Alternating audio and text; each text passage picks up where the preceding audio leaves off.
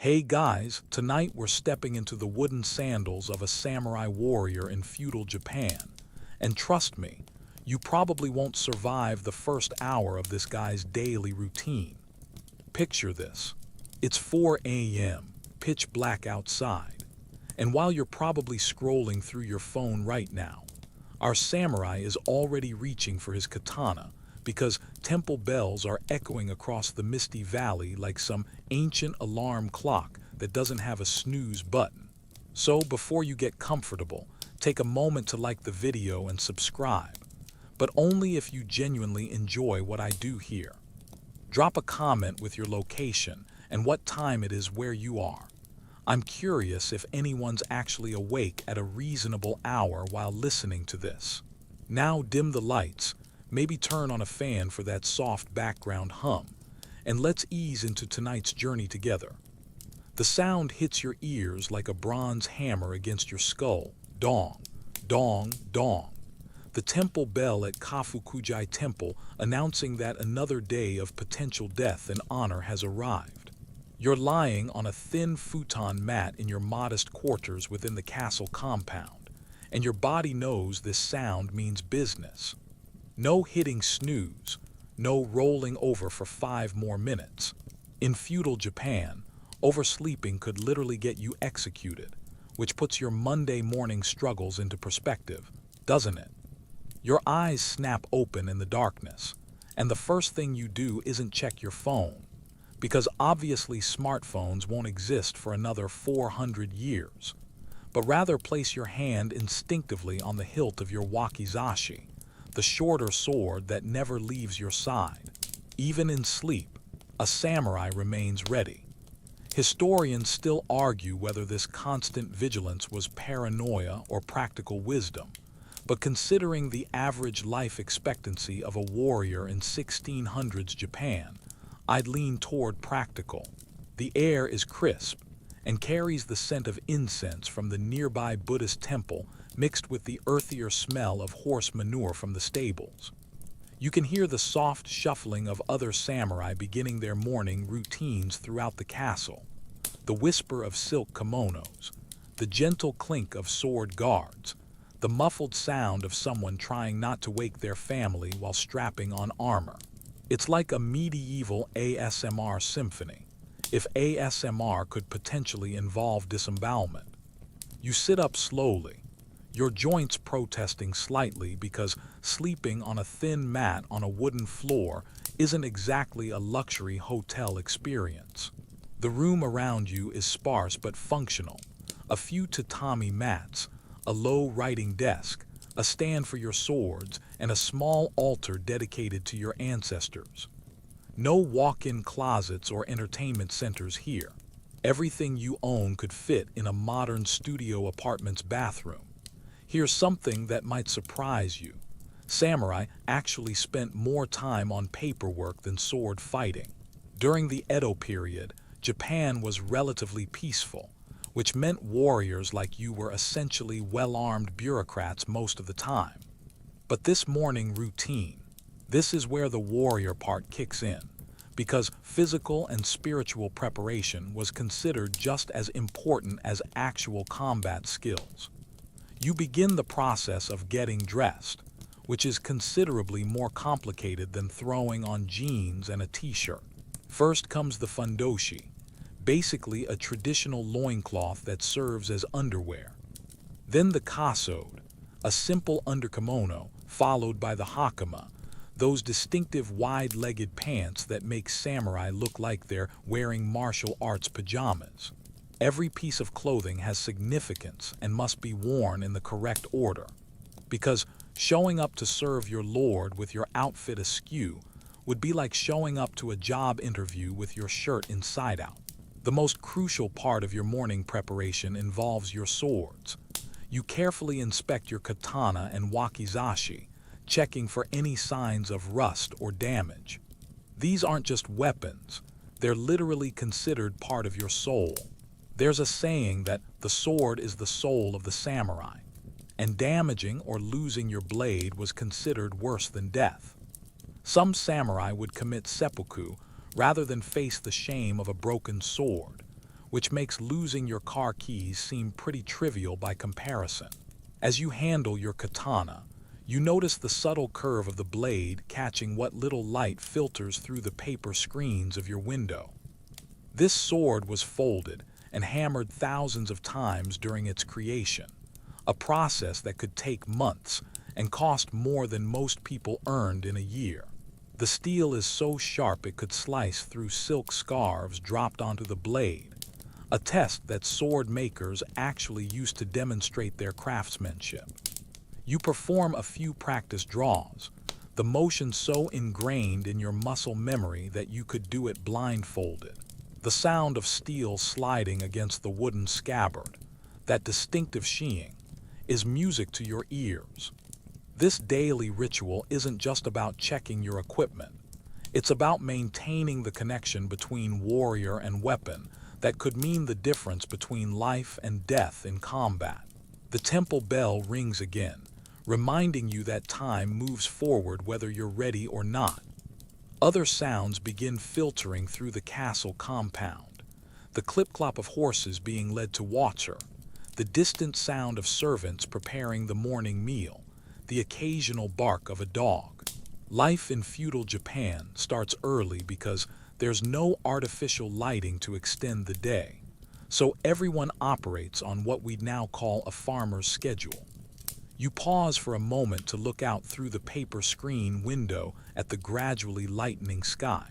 Stars are still visible, but the eastern horizon shows the faintest hint of dawn approaching. In a few hours, this castle compound will be bustling with activity. Samurai training, servants working, horses being exercised, and the endless administrative duties that keep a feudal domain running. But right now, in this quiet moment before the day truly begins, you have a few precious minutes to center yourself and prepare mentally for whatever challenges await. The morning air carries the sound of distant temple chanting, a low, rhythmic humming that seems to vibrate through the wooden floors and walls of the castle. This isn't just background noise. It's a reminder that spiritual preparation is just as important. The wooden floor feels cold against your bare feet as you pad silently toward your meditation area, moving with the practiced stealth that every samurai learns early in training. You've arranged a small space in the corner of your quarters specifically for morning meditation. A simple cushion facing a tiny altar with a Buddha statue, some incense, and a small scroll containing a passage from the Lotus Sutra. This isn't just spiritual window dressing. Meditation is considered essential training for warriors who need to maintain clarity of mind when facing life-or-death decisions. You settle into the seiza position, kneeling with your feet tucked under you, which probably looks uncomfortable to modern eyes, but becomes second nature after years of practice. The posture itself is part of the meditation, forcing your spine straight and your breathing deep. Historians still argue whether samurai meditation was more influenced by Zen Buddhism or older Shinto practices. But honestly, when you're trying to achieve mental stillness before potentially dying in combat, the theological details matter less than the practical results. Lighting a stick of incense, you watch the thin stream of smoke curl upward in the still air. The scent is sandalwood mixed with something floral, expensive stuff that costs more than a peasant family's monthly rice allowance. But this isn't about showing off. Incense serves a practical purpose in meditation, giving your mind something to focus on while you work to quiet the constant chatter of thoughts and worries that plague everyone, whether they're carrying swords or smartphones. You close your eyes and begin the breathing exercises that your Zen master taught you years ago. 4 counts in, hold for 4. 4 counts out, hold for 4. It sounds simple, but try maintaining that rhythm for 20 minutes while your brain keeps trying to remind you about all the things you need to accomplish today. Training sessions, administrative duties, that letter from your lord that arrived yesterday and probably contains new orders you're not going to enjoy. Here's something that might surprise you. Samurai were expected to be just as skilled in poetry and calligraphy as they were with swords. The concept of bunburyodo, the dual way of pen and sword, meant that a true warrior needed to cultivate both martial and cultural arts.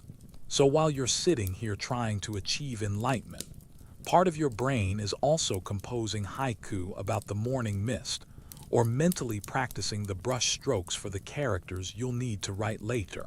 The meditation isn't always peaceful. Sometimes your mind wanders to darker places. The possibility of being ordered to commit seppuku if you fail your lord. The constant awareness that political winds could shift and leave you masterless. The knowledge that your life expectancy is significantly shorter than a rice farmer's. But that's actually part of the training. Zen Buddhism teaches acceptance of impermanence, which is pretty useful when your job description includes willing to die at a moment's notice. After about 15 minutes of meditation, you gauge time by the length of the incense stick. You transition into the physical preparation phase. This involves carefully donning your armor, which is considerably more complex than putting on a bulletproof vest. Japanese armor, or yore, consists of dozens of individual pieces that must be assembled in the correct order, and getting it wrong could leave you vulnerable in exactly the wrong places. You start with the chest armor made of lacquered iron plates laced together with silk cords. The craftsmanship is incredible. Each plate is individually shaped and fitted, then covered with multiple layers of lacquer that can take months to properly cure. The result is armor that's both flexible and protective, though it weighs about as much as a modern motorcycle helmet and covers your entire torso. Fashion-wise, it makes you look like a very intimidating lobster, but function trumps form when arrows are flying. Next come the coat, armored sleeves that protect your arms while still allowing the flexibility needed for sword work. These are particularly ingenious pieces of engineering, small metal plates sewn into fabric that moves with your joints while deflecting blade strikes. The inside is lined with silk, because even medieval warriors appreciated a little luxury against their skin, and because silk actually has some protective properties against certain types of cuts. The tsunate, or shin guards, come next, followed by the elaborate process of securing your helmet. The kabuto isn't just protective gear. It's a work of art that displays your family crest, your rank, and sometimes decorative elements that are supposed to intimidate enemies. Some samurai helmets featured elaborate antler-like projections or demon masks, which probably looked terrifying on the battlefield, but must have made getting through doorways a real challenge. Here's a quirky historical tidbit. Samurai armor was often passed down through generations, and families would modify pieces to reflect changing fashions or battle requirements. So the armor you're wearing might include your grandfather's chest plate, your father's helmet, and arm guards you commissioned yourself. It's like wearing a family heirloom that could also stop a spear thrust, which is considerably more practical than inheriting your grandmother's china set. The final step in your preparation involves checking all the cords and ties that hold everything together. Japanese armor relies on an intricate system of silk lacing that not only holds the pieces in place, but also allows for quick adjustment and repair in the field. A loose cord could mean the difference between deflecting a sword strike and taking it full in the chest, so you methodically test each connection. As you complete your armor preparation, the sky outside has lightened enough that you can make out the details of the castle compound through your window. Other samurai are moving about their morning routines, some heading toward the training grounds, others making their way to the administrative buildings. The servants are already busy preparing the morning meal, and you can smell rice cooking and tea brewing. You take a moment to examine yourself in a polished bronze mirror, one of the few luxury items in your quarters. The reflection shows a figure that would be instantly recognizable as a samurai to anyone in feudal Japan. The distinctive silhouette of the armor, the carefully arranged hair with its top knot, the two swords at your side. You look like exactly what you are, a professional warrior ready to serve, fight, or die as duty demands. The morning meditation and preparation ritual serves multiple purposes beyond just getting dressed and centered. It's a daily reminder of your identity and responsibilities, a moment of calm before the potential chaos of the day, and a practical necessity in a world where being unprepared could have fatal consequences. Plus, there's something deeply satisfying about starting each day with a ritual that connects you to centuries of warrior tradition, even if that tradition occasionally involves ritualistic suicide.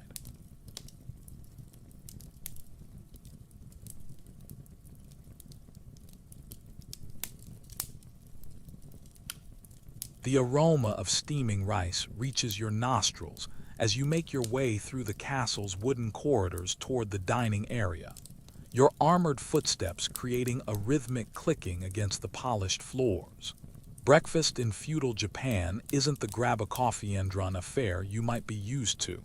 It's a carefully orchestrated meal that reflects social hierarchy, seasonal availability, and the practical needs of warriors who might need to fight on whatever fuel they consume this morning.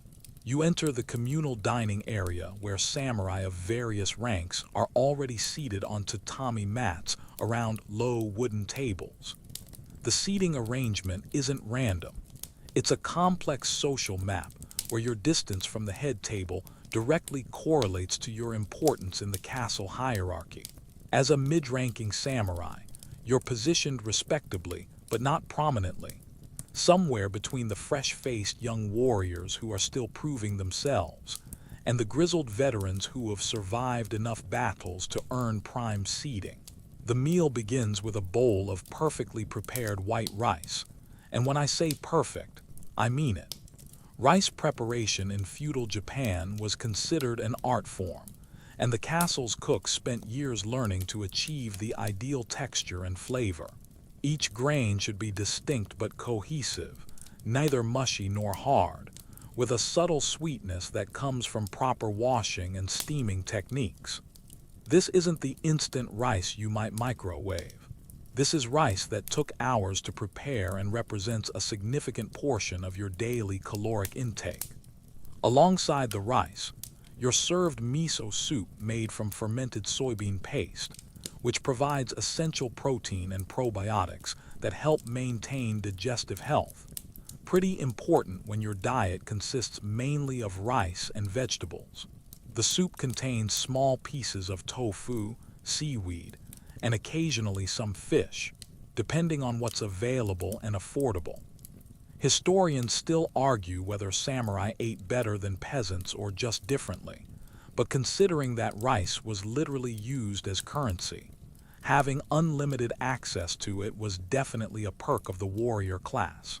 Here's something that might surprise you. Samurai rarely ate meat, not because they couldn't afford it, but because Buddhist dietary restrictions discouraged the consumption of four-legged animals.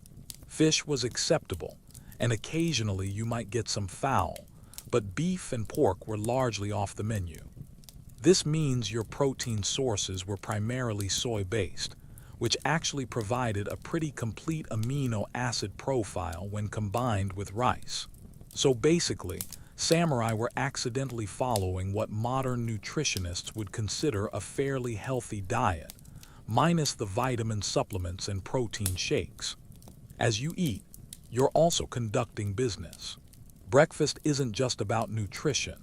It's an opportunity to exchange information, receive orders, and maintain the social bonds that keep the castle hierarchy functioning. A fellow samurai seated nearby quietly mentions that a messenger arrived late last night with correspondence from Edo, the capital. Another discusses rumors about potential troop movements in a neighboring domain. This is how news travels in a world without internet or newspapers. through careful conversation over morning meals.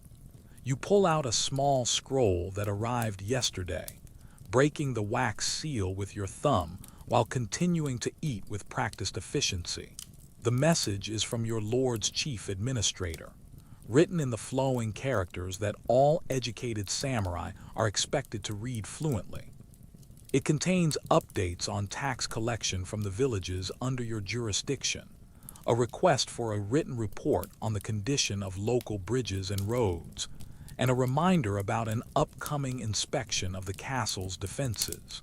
The administrative duties might seem boring compared to the sword-fighting aspects of samurai life, but they're actually crucial to understanding how feudal Japan functioned. Samurai weren't just warriors. They were the middle management of a complex agricultural economy. You're responsible for ensuring that rice taxes are collected efficiently, that infrastructure is maintained, that disputes between farmers are resolved fairly, and that accurate records are kept of everything from crop yields to military equipment inventories. Reading through the correspondence, you make mental notes about tasks that need attention today. The bridge over the Katsura River needs inspection after last week's heavy rains. There's a boundary dispute between two farming families that requires mediation. The autumn tax collection is behind schedule in 3 villages, which could indicate either poor harvests or administrative problems that need investigation. None of this is glamorous work, but it's the foundation that supports the entire feudal system. You wash down your rice with green tea that's been carefully prepared according to the emerging tea ceremony traditions. The tea culture is still developing during this period, influenced by Zen Buddhist practices and Chinese traditions, but it's becoming an important part of samurai social interaction.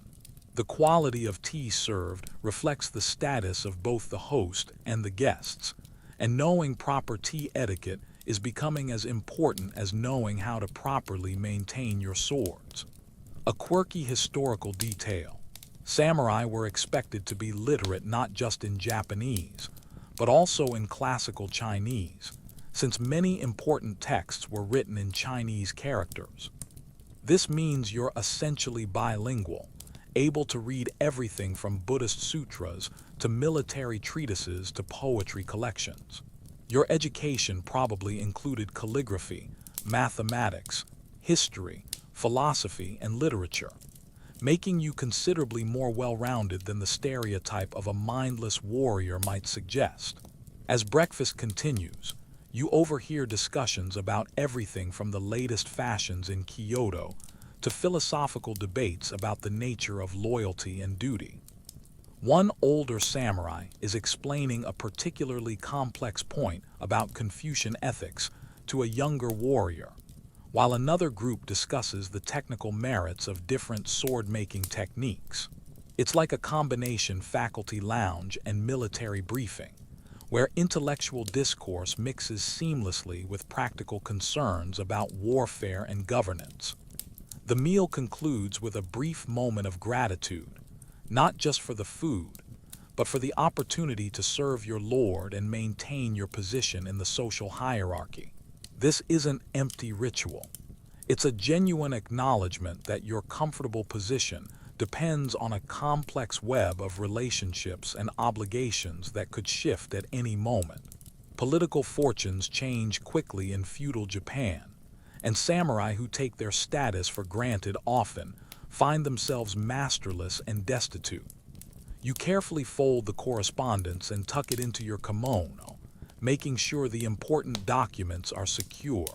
The morning meal has provided not just nutrition, but also information, social connection, and a reminder of your responsibilities. Now it's time to transition from the contemplative aspects of samurai life to the more active duties that await, starting with the weapons training that maintains the skills you hope you'll never actually need to use in combat.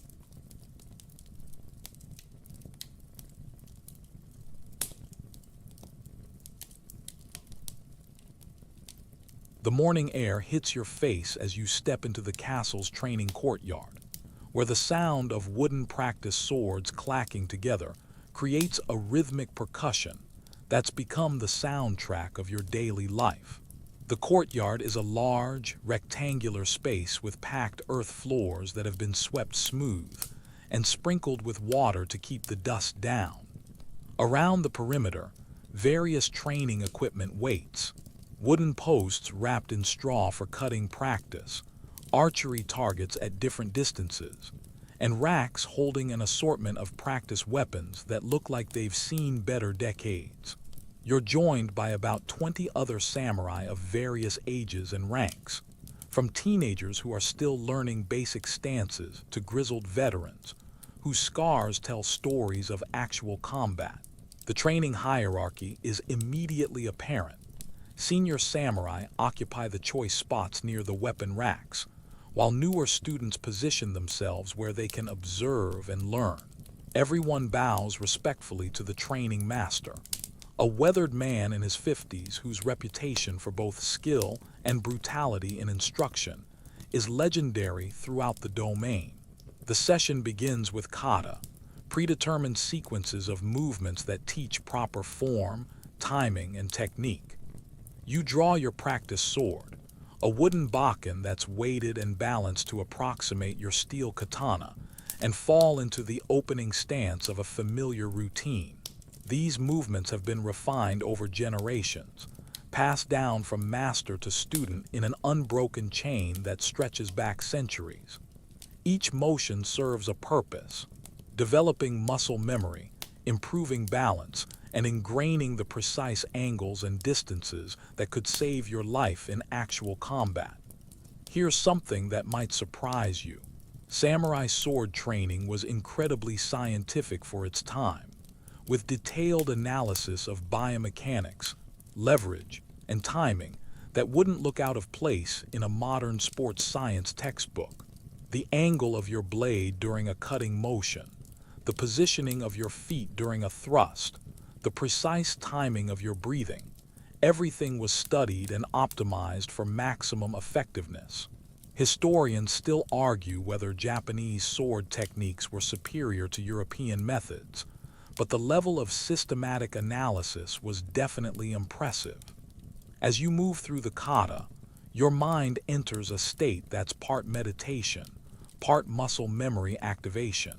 The movements flow together like a deadly dance, each technique building on the previous one in logical sequence.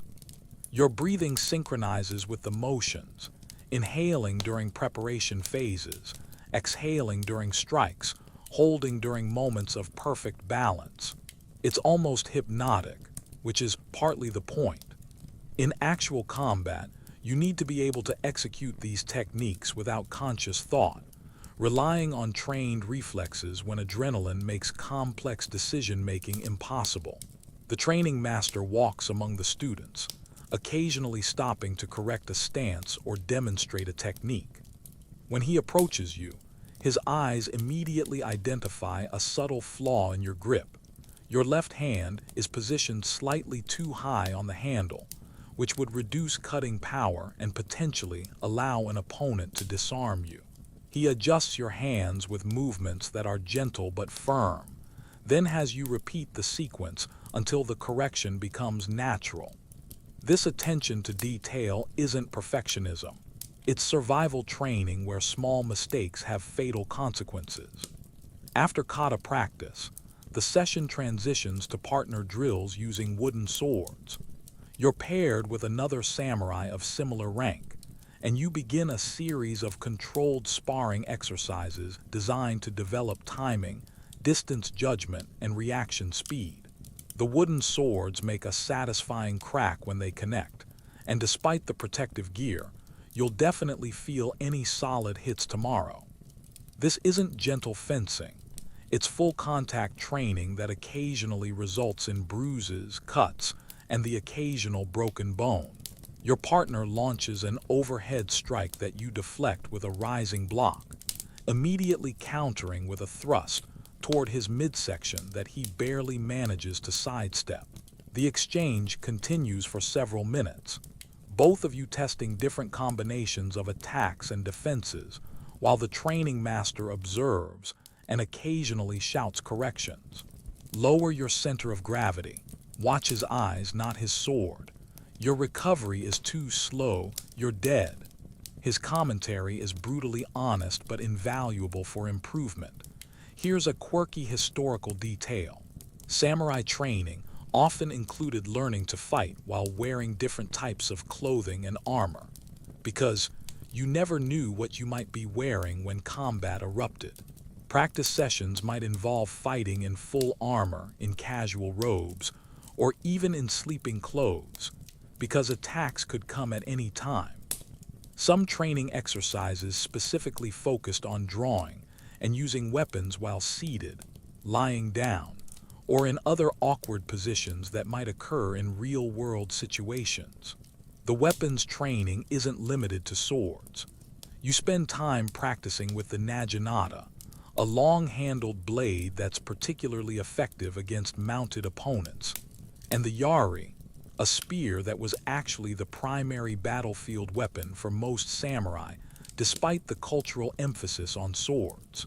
The bow receives special attention. Archery was considered one of the most important martial skills, and samurai were expected to be accurate at distances that would impress modern Olympic archers. As the morning progresses, you work on tame shijiri, test cutting using rolled straw mats that simulate the resistance of cutting through human bodies. This practice serves multiple purposes. It develops proper cutting technique, tests the sharpness and quality of blades, and provides a sobering reminder of what these weapons are actually designed to do. The straw mats are soaked in water to approximate the density of human tissue, and a clean cut requires perfect technique, timing, and blade angle. The psychological aspect of weapons training is just as important as the physical skills. You're learning to function under stress, to make split-second decisions when your life depends on them, and to maintain emotional control when facing the possibility of death or serious injury. The training master occasionally introduces surprise elements, sudden loud noises, unexpected attacks from multiple directions, or scenarios where you must defend while protecting a non-combatant, all designed to prepare you for the chaos and unpredictability of real combat. Between exercises, you practice maintenance and care of your weapons. Proper sword care is both practical necessity and spiritual discipline. Cleaning the blade, checking for nicks or rust spots, ensuring the handle wrapping is secure, and maintaining the proper balance and sharpness that could mean the difference between victory and death. This isn't just equipment maintenance. It's a form of meditation that reinforces the connection between warrior and weapon that's central to samurai philosophy. The training session concludes with a group meditation, all participants kneeling in seiza position while reflecting on the morning's lessons. This isn't just cool-down time. It's an opportunity to mentally process the techniques you've practiced and integrate them into your overall martial knowledge. The combination of physical training and mental discipline is what separates samurai martial arts from mere fighting techniques. The transition from weapons training to administrative duties feels like shifting gears from a motorcycle to a horse-drawn cart. But this bureaucratic work is actually where you spend most of your time as a samurai in peacetime Japan. You make your way to the castle's administrative building, a two-story structure with sliding paper doors and low wooden desks, where the real business of running a feudal domain takes place. The romance of the warrior class tends to focus on sword fights and honor codes, but the reality involves a lot more paperwork than poetry would suggest. Your workspace is a low desk positioned according to your rank in the administrative hierarchy, with neat stacks of documents, writing supplies, and reference materials arranged in precise order. The desk itself is a work of art, polished wood with subtle grain patterns, fitted with small drawers for organizing different types of correspondence, and equipped with everything needed for the complex art of Japanese bureaucracy. You kneel in seiza position behind the desk, a posture that would probably give modern office workers leg cramps, but feels natural after years of practice. The first order of business is reviewing tax collection reports from the villages under your jurisdiction. Each document is written in elegant calligraphy on high-quality paper, because even mundane administrative records are expected to meet aesthetic standards. The reports detail rice yields, population changes, infrastructure needs, and any unusual events that might affect productivity or tax collection. Reading through them, you're essentially getting a detailed picture of rural life in your assigned territory: who got married, who died, which families are struggling, and where the roads need repair. Here's something that might surprise you. Samurai administrators were expected to be experts in agricultural science, economics, engineering, and social psychology. You need to understand crop rotation schedules, irrigation systems, market prices, weather patterns, and human nature well enough to maximize tax collection without causing rebellion or economic collapse. It's like being a combination county commissioner, agricultural extension agent, and social worker, except with swords and the authority to order executions. One document catches your attention: a report from a village headman describing unusual activity near the mountain border with the neighboring domain. Travelers have been spotted moving at night, and there are rumors of weapons being cached in remote locations. This could be anything from smugglers avoiding taxes to advanced scouts for a potential invasion, and it requires careful investigation. You make notes for follow-up action, including plans to send trusted agents to gather more information without alerting potential threats to your awareness of their activities. The correspondence includes a letter from your lord's chief retainer, requesting a detailed inventory of military supplies stored in your sector. This isn't just busy work. Accurate knowledge of available weapons, armor, horses, and provisions is crucial for military planning. You'll need to personally inspect storage facilities, count everything from arrows to saddles, and assess the condition of equipment that might not have been used in years. Some of the stored gear dates back to previous conflicts, and determining what's still serviceable versus what needs replacement or repair requires expertise in military equipment. A more delicate matter involves mediating a dispute between two farming families over water rights to a small stream that irrigates their rice paddies. Water disputes in agricultural communities can escalate quickly into violence, and resolving them requires understanding both the technical aspects of irrigation and the complex social dynamics of rural communities. You'll need to visit the site, examine the water flow patterns, review historical agreements, and find a solution that both families can accept without losing face, a process that could take days or weeks of careful negotiation. Historians still argue whether the samurai administrative system was efficient or just elaborate, but it definitely produced detailed records that modern historians love. Every transaction, every decision, every minor dispute was documented in triplicate, creating a paper trail that would make modern bureaucrats proud. The downside was that this documentation requirement could slow decision-making to a crawl, especially when multiple levels of approval were required for significant actions. You spend considerable time working on a report requested by domain headquarters about the condition of roads and bridges in your territory.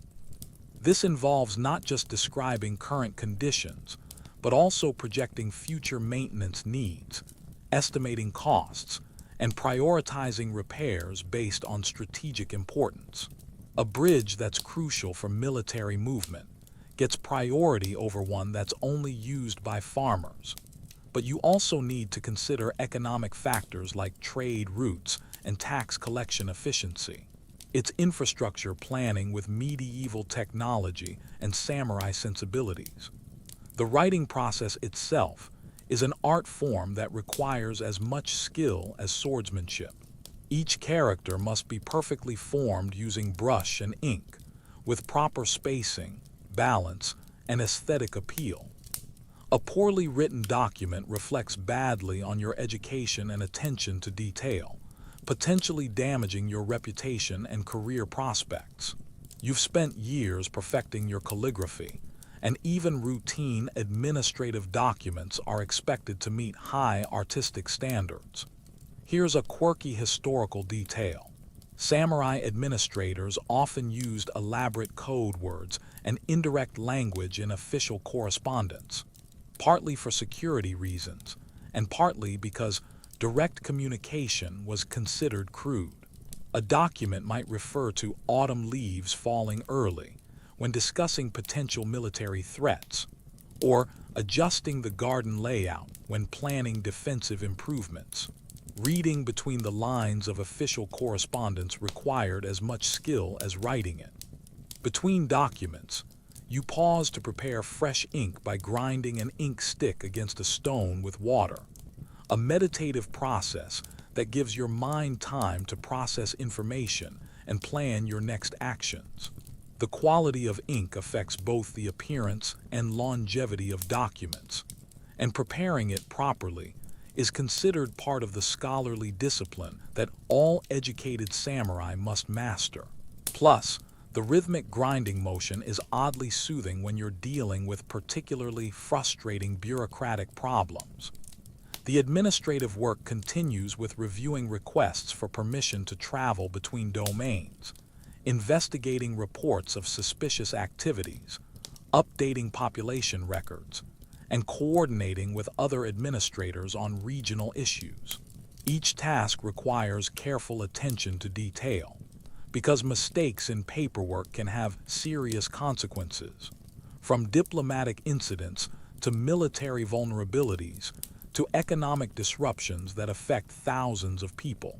As the morning's administrative session draws to a close, you've processed dozens of documents, made numerous decisions, and set in motion various actions that will ripple through the domain's administrative system. It's not glamorous work, but it's the foundation that allows the feudal system to function effectively. Without competent administrators handling the daily details of governance, even the most skilled warriors would find themselves ruling. The afternoon sun casts long shadows across the castle's training grounds as you make your way toward the stables, where your warhorse awaits the daily exercise that keeps both of you in fighting condition. The transition from paperwork to horseback training feels like awakening from a bureaucratic dream into the more visceral reality of mounted combat preparation. Your horse, a sturdy bay stallion named Kays, recognizes your approaching footsteps and whickers softly, a sound that's become as familiar as your own heartbeat over the years you've trained together. Kays isn't just transportation. He's your partner in the deadly dance of mounted warfare that could determine whether you live or die in battle. The bond between samurai and horse was considered almost mystical, and for good reason.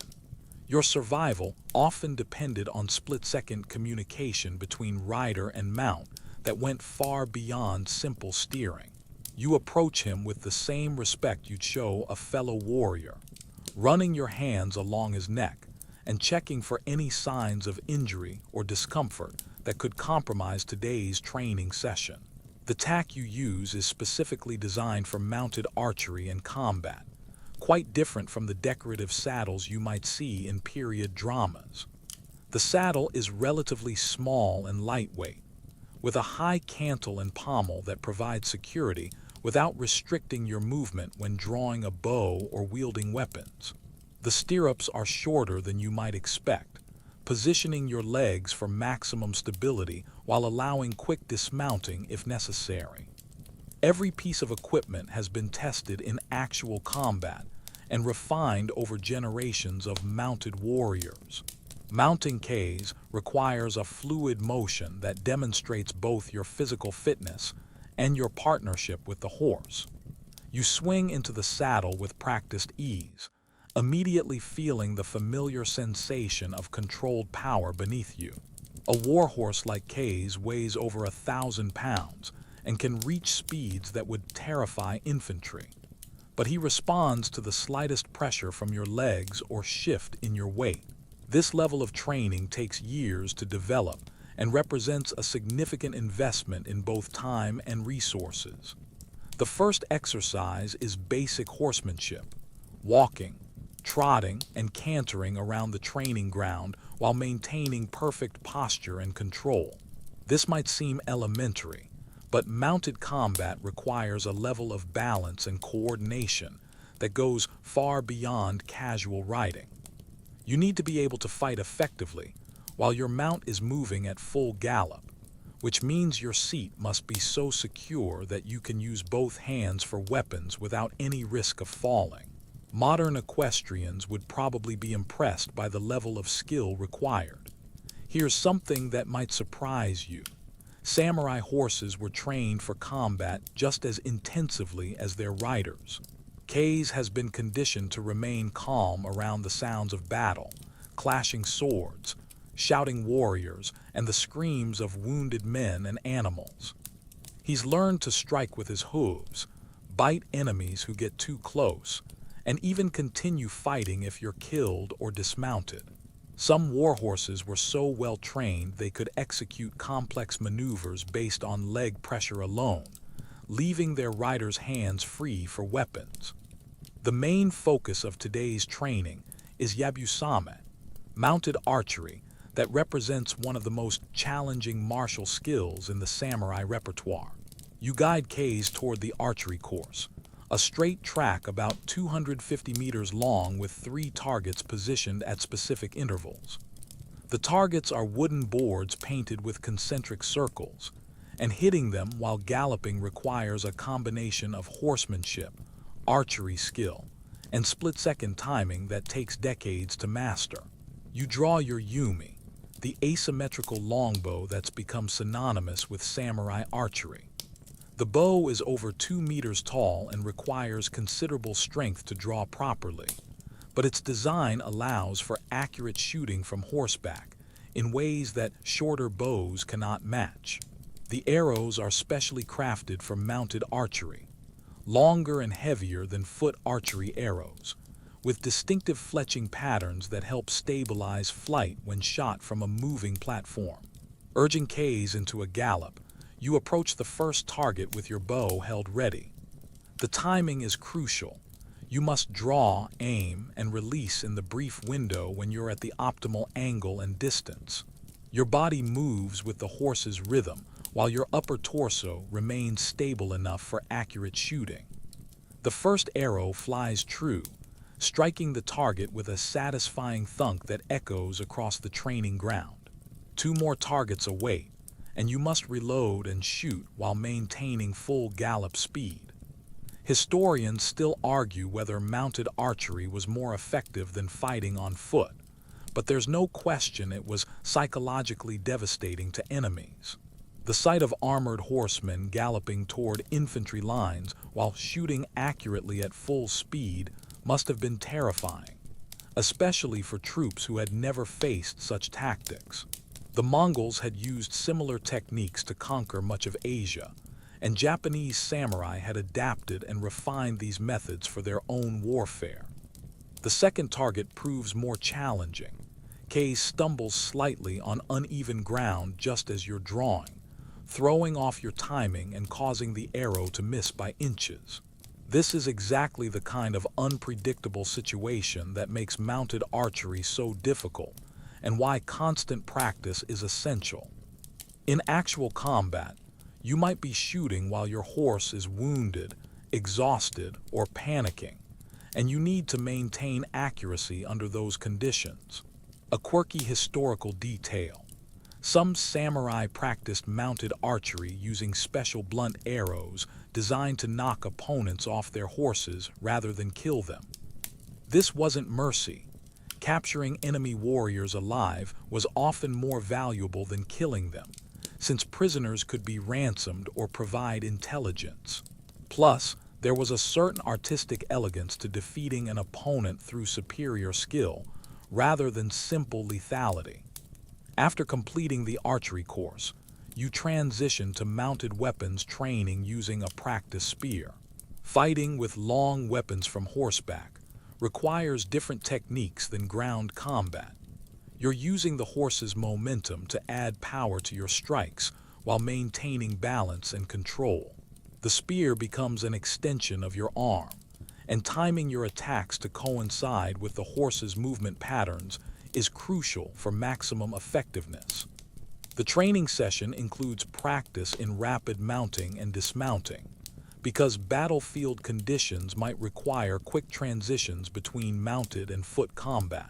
You practice vaulting into the saddle from different angles, dismounting at full gallop, and even mounting while the horse is moving. These skills could save your life if your horse is killed in battle, and you need to commandeer another mount quickly.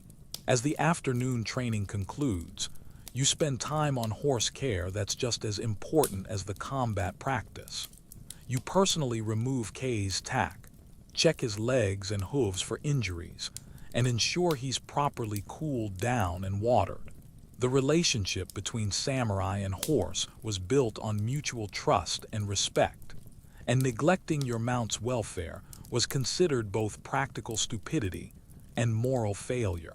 A well-cared-for horse could serve faithfully for the midday meal arrives with all the ceremony and social complexity that defines every aspect of samurai life, transforming what could be a simple lunch into an intricate display of hierarchy, etiquette, and political maneuvering. You make your way to the castle's main dining hall, a spacious room with tatami mat flooring and low wooden tables arranged in precise patterns that reflect the complex social stratification of feudal Japanese society. The seating arrangement isn't random. It's a carefully choreographed map of power, influence, and respect that everyone understands instinctively. As a mid-ranking samurai, your position places you in what might be called the middle management section of the dining hierarchy.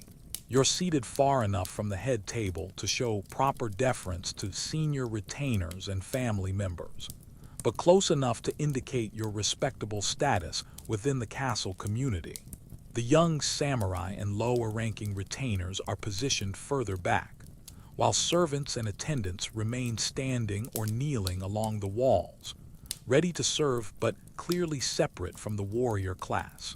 The meal begins with a ritual washing of hands using water poured from elegant ceramic vessels, followed by a moment of silent gratitude that acknowledges both the food and the complex social system that makes this gathering possible. This isn't just politeness. It's a recognition that your comfortable position depends on the labor of farmers, the skill of cooks, and the continued favor of your lord. In a society where political fortunes can change overnight, expressing gratitude for current circumstances is both spiritually appropriate and politically wise. The food itself reflects both seasonal availability and social status, with dishes arranged in specific patterns that follow aesthetic principles borrowed from tea ceremony traditions. The main course is rice, naturally, but it's accompanied by an array of side dishes that demonstrate the castle's wealth and the kitchen staff's skill. There's grilled fish caught from local rivers, pickled vegetables that provide essential vitamins during winter months, and miso soup enriched with tofu and seaweed that adds protein to what is essentially a vegetarian diet. Here's something that might surprise you. The elaborate food presentation and dining etiquette served important political functions beyond mere aesthetics. The way dishes were arranged, the order in which they were served, and even the specific types of chopsticks used all conveyed messages about status, relationships, and current political dynamics within the castle hierarchy. A subtle change in seating arrangements or meal service could signal shifting alliances, promotions, or disciplinary actions without anyone saying a word. Conversation during the meal follows strict protocols that balance the need for information exchange with respect for hierarchy and social harmony. Lower-ranking samurai speak only when addressed by their superiors, while senior retainers discuss domain politics, military preparations, and administrative matters in carefully coded language that reveals information to those who need to know while maintaining security. You listen carefully to these discussions, picking up intelligence about everything from crop yields to potential military threats. One particularly interesting conversation involves rumors about political developments in Edo, the shogun's capital, where policy decisions could dramatically affect life in your domain. A senior retainer mentions that new regulations regarding trade with foreign merchants might impact the domain's income, while another discusses potential changes in military service requirements that could affect how many samurai the domain needs to maintain. This information isn't just gossip, it's intelligence that could influence your career planning and family decisions. The dining etiquette itself is an art form that requires years to master completely. The proper way to hold chopsticks, the correct angle for bowing when receiving food, the appropriate responses to offers of additional servings. Every gesture has meaning and significance. Making a mistake in dining etiquette could damage your reputation and career prospects, while demonstrating perfect manners reinforces your status as a cultured and well-educated member of the warrior class. Historians still argue whether the elaborate social protocols of samurai society promoted harmony or simply masked underlying tensions. But there's no question they provided a framework for managing complex relationships within a highly stratified society. The dining hall becomes a stage where political alliances are reinforced, social boundaries are maintained, and information is exchanged through carefully choreographed interactions that serve multiple purposes simultaneously. A quirky historical detail. Samurai dining included specific protocols for dealing with food that fell from chopsticks or spilled from bowls. Rather than simply cleaning up the mess, there were prescribed ways to handle such incidents that maintained dignity while acknowledging the mistake. Some etiquette guides included detailed instructions for managing everything from dropped rice grains to tea spills, because even minor accidents could become social embarrassments if handled improperly. The meal includes sake service that follows its own complex set of rules and traditions. The quality of sake, the style of serving vessels, and the order in which cups are filled all convey information about relationships and status.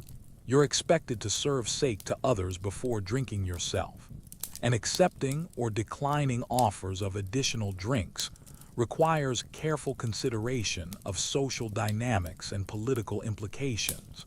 Too much drinking could damage your reputation, while refusing drinks might be interpreted as antisocial or disrespectful. Between courses, there are opportunities for more personal conversations with samurai of similar rank, where you can exchange information about family matters, discuss training techniques, or share observations about castle politics. These informal discussions often prove more valuable than the formal conversations, providing insights into the thoughts and concerns of your peers that might not be expressed in more public settings. The dining experience also serves as a form of continuing education in cultural refinement that's considered essential for samurai development. The aesthetic arrangement of food, the seasonal appropriateness of ingredients, the artistic quality of serving vessels, all of these elements contribute to your education in the cultural arts that balance the martial aspects of warrior training.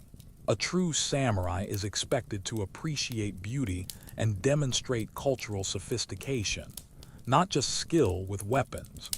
As the meal progresses, you observe the subtle interactions between different factions within the castle hierarchy.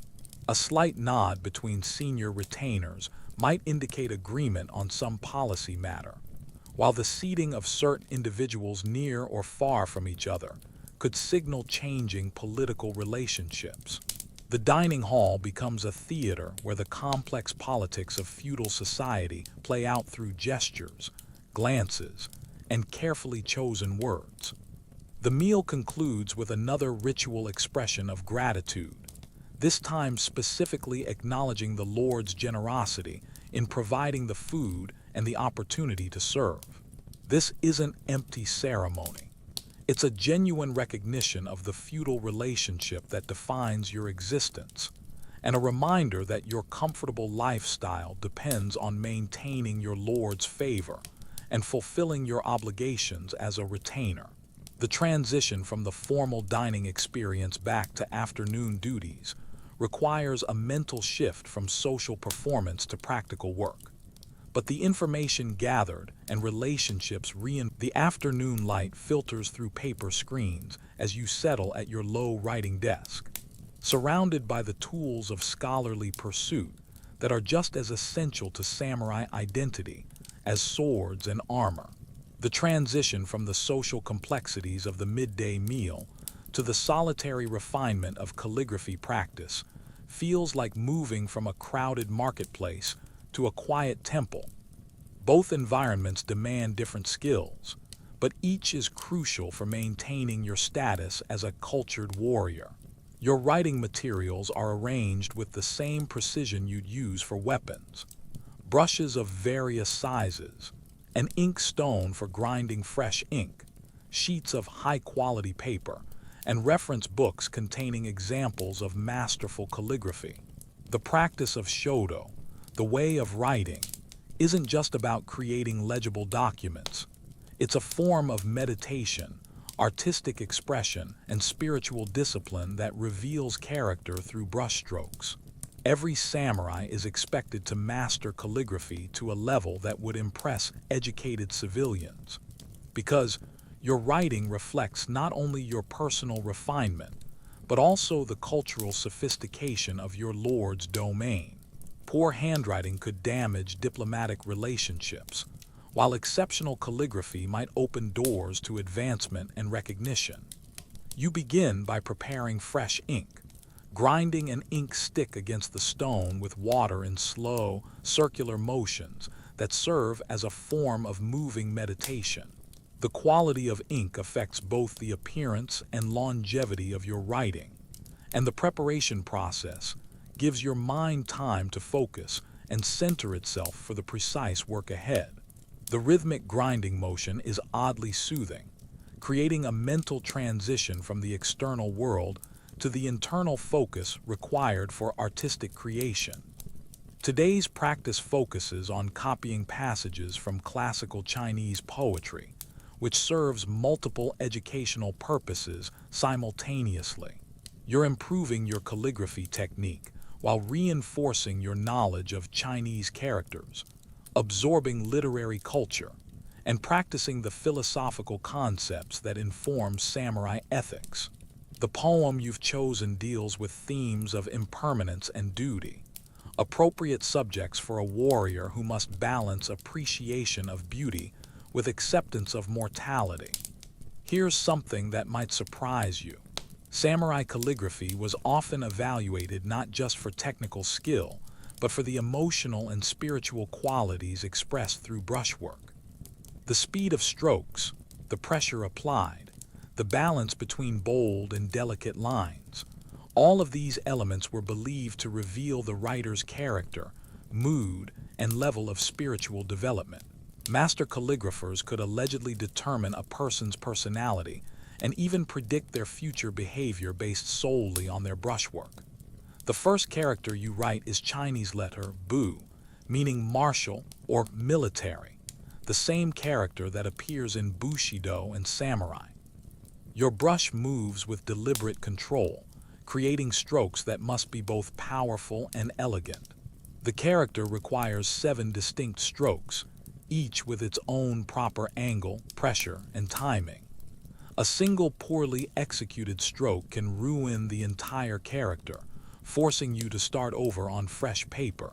This demand for perfection in every movement parallels the precision required in swordsmanship.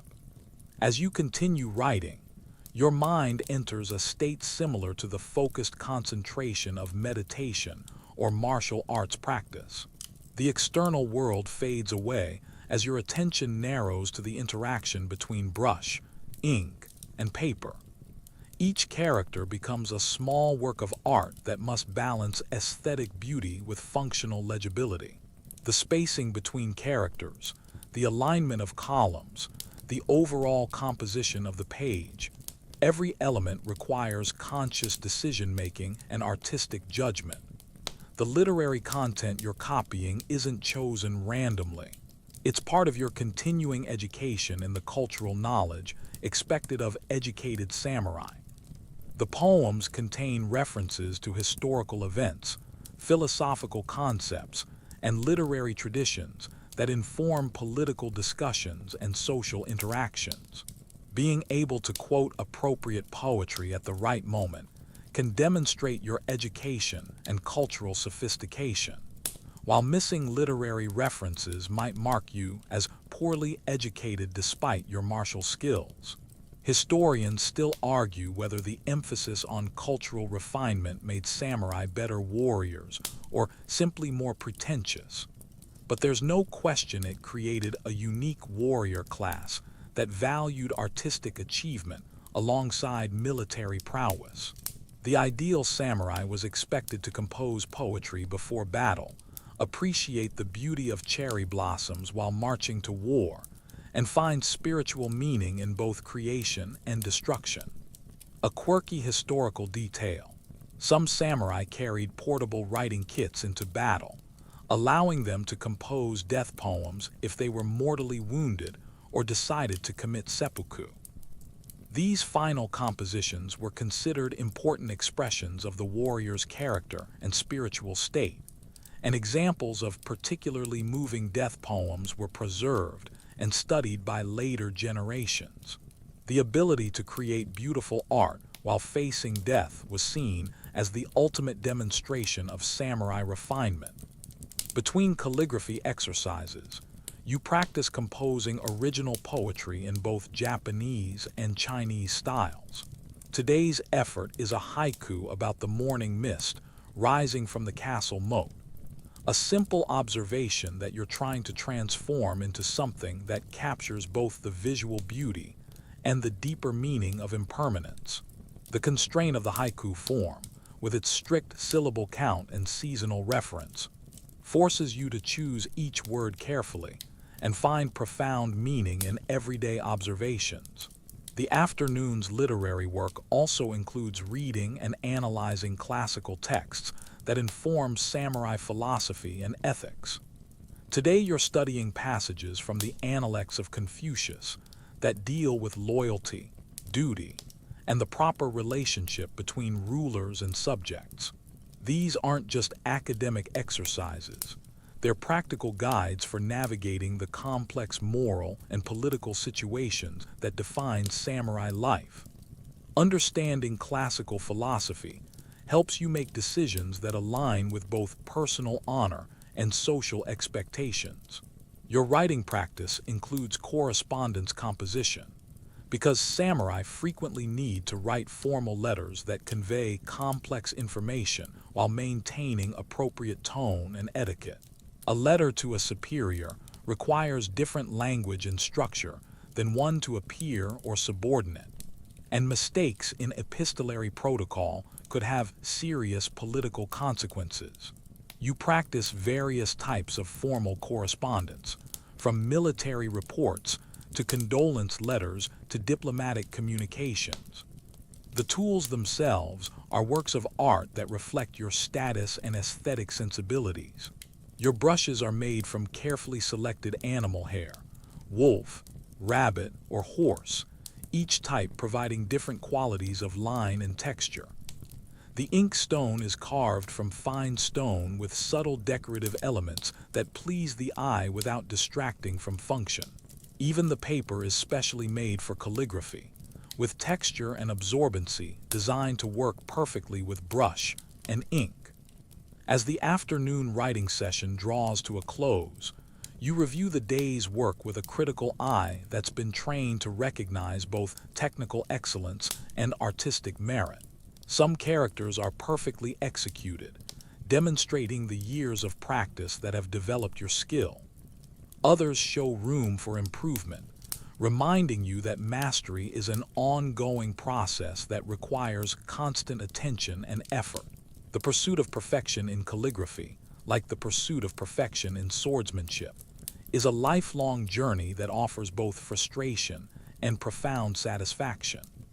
The transition from literary pursuits back to more practical duties requires another mental shift. But the afternoon's writing practice the late afternoon brings you to one of the most complex and delicate aspects of samurai life, managing family obligations and household affairs that require as much strategic thinking as military planning. You make your way through the castle's residential quarters toward your family's modest but well-appointed living space, where your wife has been overseeing the domestic operations that keep your household functioning smoothly. The transition from public duties to private responsibilities involves shifting from the formal protocols of castle service to the more intimate but equally complex dynamics of family management in feudal Japanese society. Your wife, Yukiko, greets you with a bow that's perfectly calibrated to show respect while maintaining her dignity as the manager of household affairs. She's not just a decorative spouse. She's essentially the CEO of a complex domestic operation that includes managing servants, maintaining family finances, overseeing children's education, and handling the social relationships that support your political position. The stereotype of submissive Japanese wives doesn't really apply to samurai families, where women wielded considerable authority within their designated spheres of influence. The first order of business is reviewing the household accounts, which Yukiko maintains with the same precision that you apply to military logistics. Every expense is recorded in elegant calligraphy, from the cost of rice and vegetables to payments for servants' wages and children's tutoring. The financial management of a samurai household requires balancing income from your stipend with expenses that reflect your social status. You can't appear poor, but you also can't spend beyond your means and risk financial embarrassment. Yukiko reports that the autumn clothing needs to be prepared for the changing season, which involves not just purchasing fabric but coordinating with tailors, ensuring that family members have appropriate garments for different social occasions, and maintaining the clothing storage systems that protect expensive silk garments from insects and moisture. The clothing budget alone represents a significant portion of household expenses, because appearing properly dressed for your social rank is essential for maintaining political relationships and career prospects. Here's something that might surprise you. Samurai wives often had more practical education than their husbands in areas like accounting, household management, and even basic medicine. While you were learning swordsmanship and military strategy, Yukiko was studying domestic arts that included everything from textile production to herbal medicine to the complex social protocols that govern relationships between samurai families. Her knowledge complements yours in ways that make the household more effective and resilient. The discussion turns to your children's education and future prospects, which require long-term planning that could affect the family's status for generations. Your eldest son is approaching the age where he'll need to choose between following the warrior path or pursuing scholarly careers that might offer more stability in an increasingly peaceful society. Your daughter's education focuses on the skills she'll need as the wife of another samurai, but it also includes cultural refinement that could make her an attractive marriage prospect for families of higher rank. Marriage negotiations for your daughter represent one of the most complex and important tasks facing the family. Yukiko has been carefully cultivating relationships with other samurai wives, gathering intelligence about potential suitors and their families' political positions, financial stability, and social reputation. A good marriage alliance could elevate your family's status and create valuable political connections, while a poor choice could damage your reputation and limit future opportunities for advancement. The conversation includes discussion of a marriage proposal from a family in a neighboring domain, which would require careful evaluation of both the immediate benefits and long-term implications. The proposed match would connect your family to a clan with strong ties to the shogunate, potentially opening doors for your son's career advancement. However, it would also involve your daughter moving far from home and adapting to different local customs and political dynamics. Historians still argue whether arranged marriages in samurai families were primarily political or personal arrangements, but there's no question they required extensive negotiation and planning that involved entire extended families. The marriage wasn't just between two individuals. It was an alliance between households that could affect economic relationships, political loyalties, and social status for multiple generations. A quirky historical detail: samurai families often maintained detailed genealogical records that traced family connections back for centuries, and these documents were crucial for marriage negotiations and political relationships.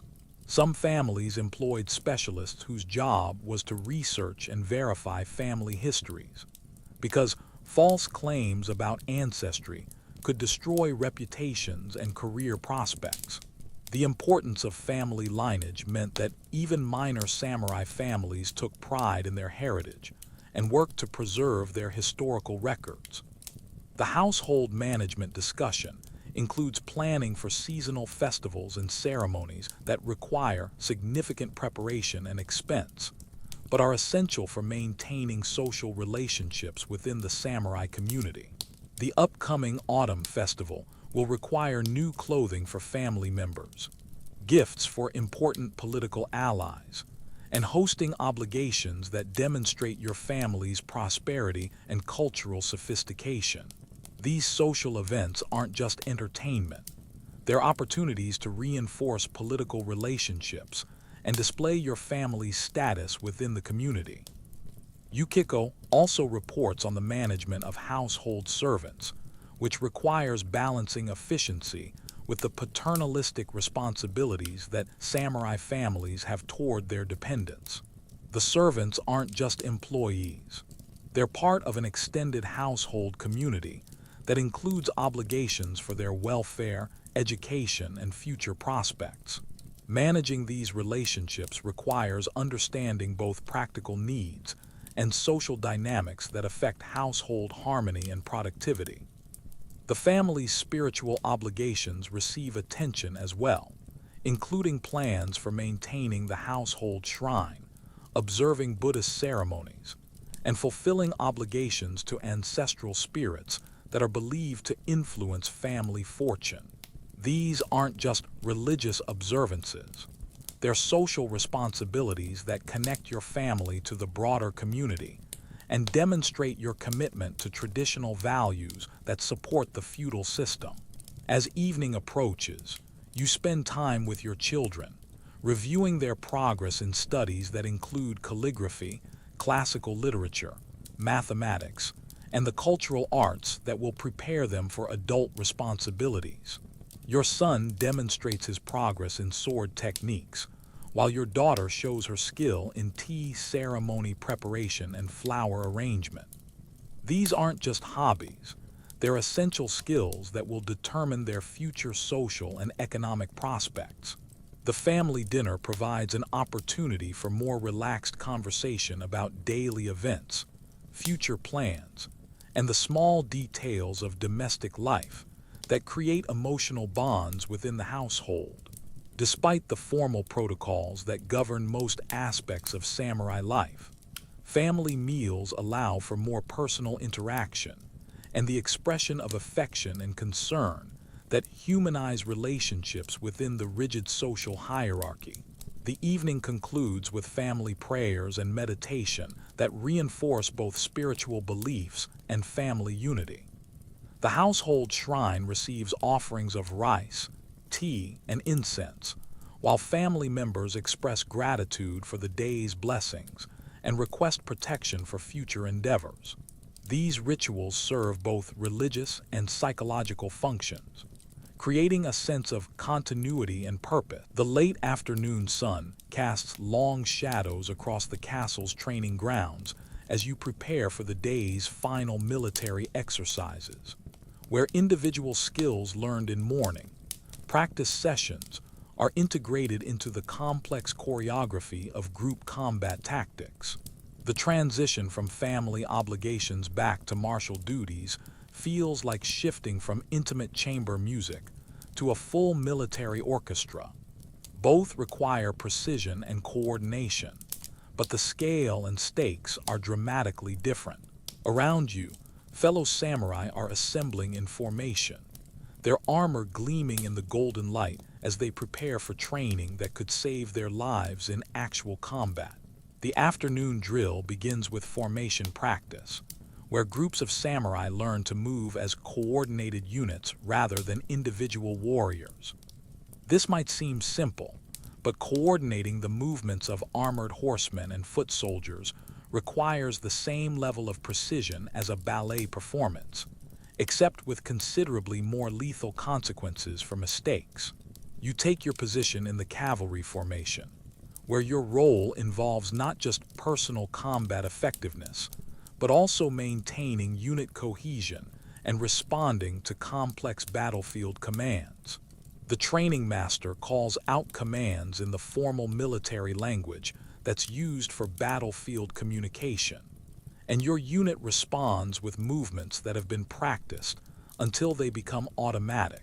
Advance at the trot. Form line of battle. Prepare for mounted charge.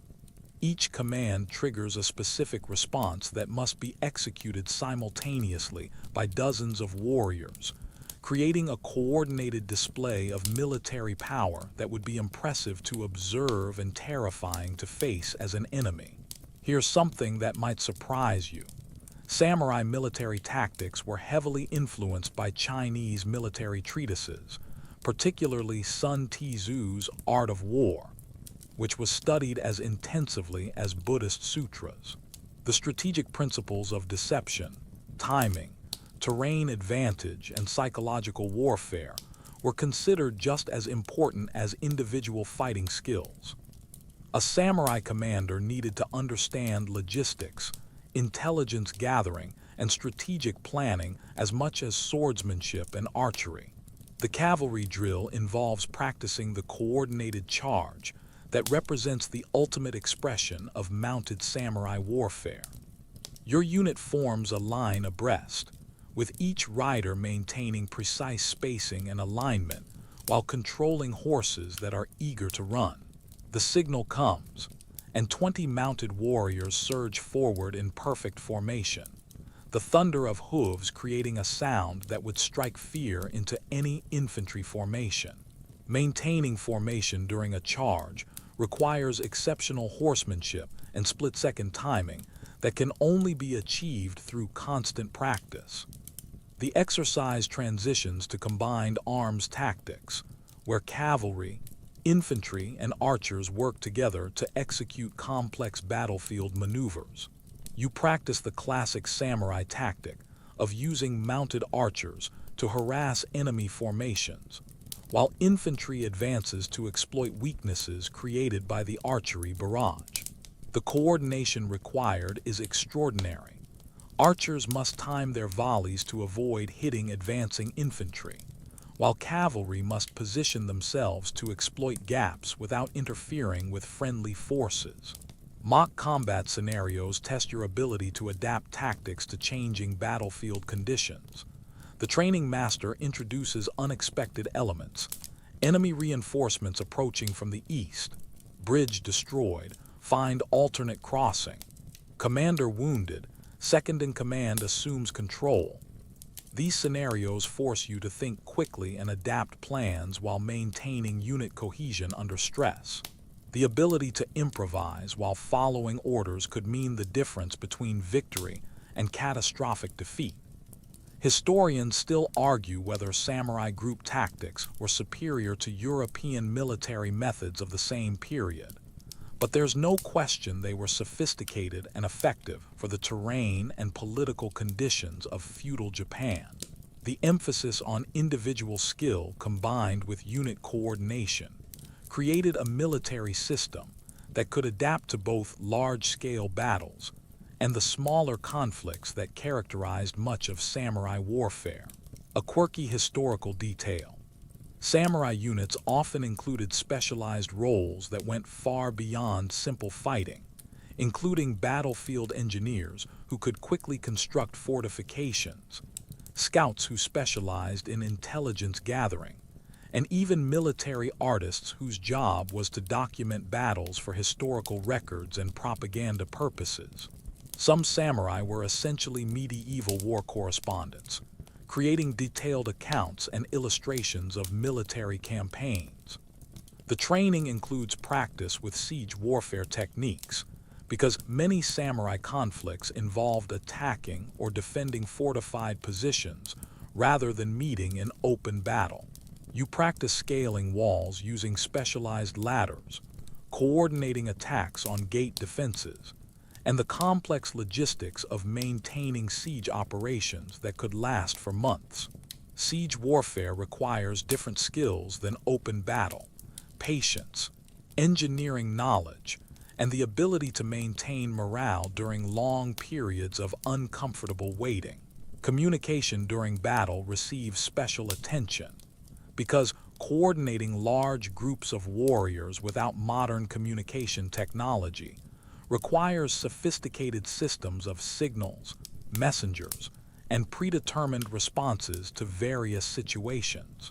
You practice using war fans to signal tactical changes, horn calls that convey specific commands, and the complex etiquette of battlefield messengers who must deliver orders accurately while navigating dangerous combat zones.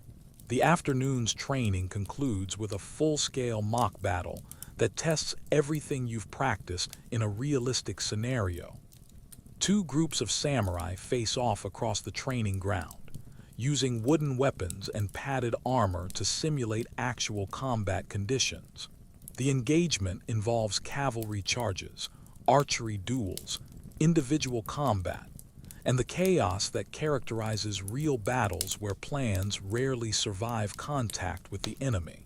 Your role in the mock battle requires constant decision-making as tactical situations develop and change. When your initial cavalry charge is repelled by enemy spears, you must quickly adapt to fighting dismounted while maintaining coordination with nearby allies. The wooden swords crack loudly when they connect, and despite protective padding, you'll definitely feel the impacts tomorrow. This isn't gentle sparring. It's full contact training that occasionally results in injuries, but provides invaluable experience in the realities of combat. The strategic lessons learned during group training extend beyond pure military applications to the broader challenges of leadership and coordination that define samurai responsibilities. The ability to work effectively as part of a team while maintaining individual excellence, to follow orders while exercising initiative, and to balance personal honor with collective success. These skills are just as valuable in administrative and political contexts as they are on the battlefield. As the training session ends, you participate in the formal review where the training master critiques the day's performance and identifies areas for improvement. The feedback is brutally honest, but the evening shadows lengthen across the castle grounds as you begin your patrol duties.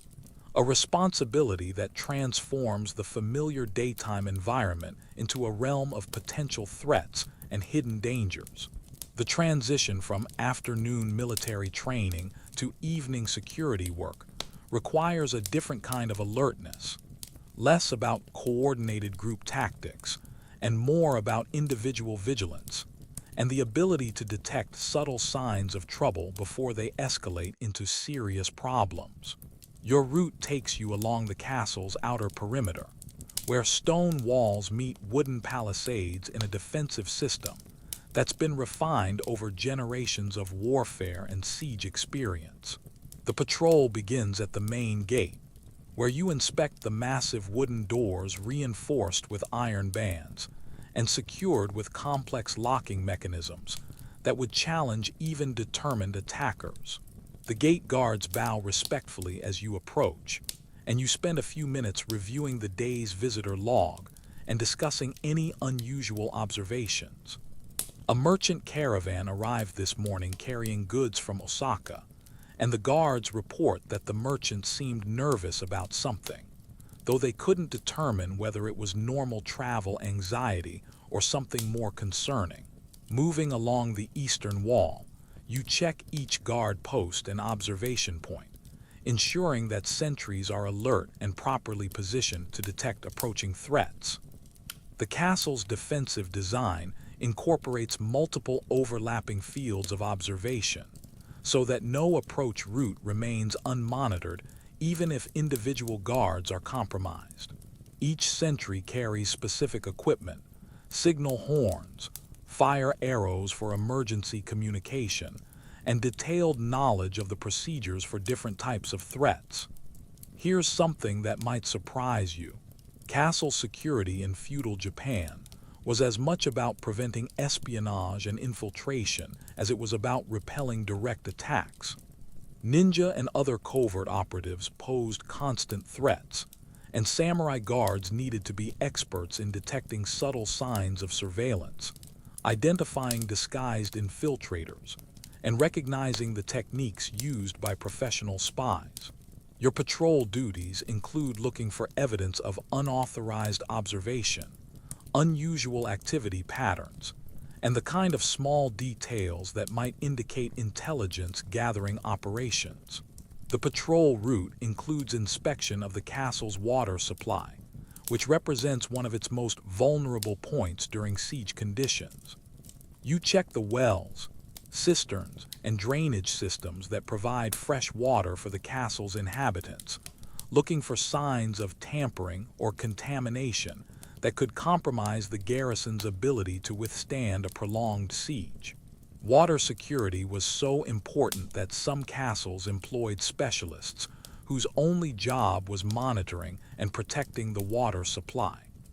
As you walk the perimeter, your senses are tuned to detect anything unusual in the evening atmosphere. The normal sounds of castle life, servants completing daily tasks, horses being fed and watered, the distant chanting from the Buddhist temple, create a familiar audio landscape that makes unusual sounds more noticeable. A dog barking in an unexpected location, voices speaking in hushed tones, or the absence of normal sounds could all indicate potential security concerns.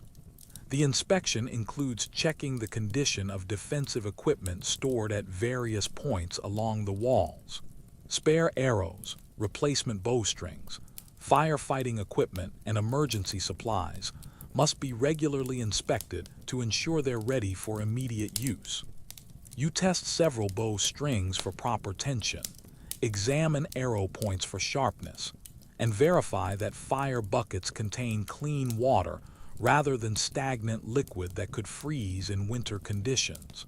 Historians still argue whether Japanese castle defenses were more effective than European fortification systems, but there's no question they were ingeniously designed for the specific terrain and warfare conditions of feudal Japan. The integration of natural landscape features with constructed defenses, the use of multiple defensive lines, and the emphasis on controlling approach routes, rather than simply building high walls, created fortress systems that were extremely difficult to assault successfully. A quirky historical detail. Some samurai guards developed almost supernatural abilities to detect threats through subtle environmental changes, shifts in wind patterns that might indicate large groups of people moving nearby, changes in animal behavior that could signal human intrusion, or variations in the normal rhythm of sounds that might reveal hidden observers. These skills were considered as valuable as martial prowess and were passed down through generations of professional guards. The patrol continues to the castle's storage areas, where you verify the security of weapons, armor, food supplies, and other materials essential for the castle's defense and daily operations.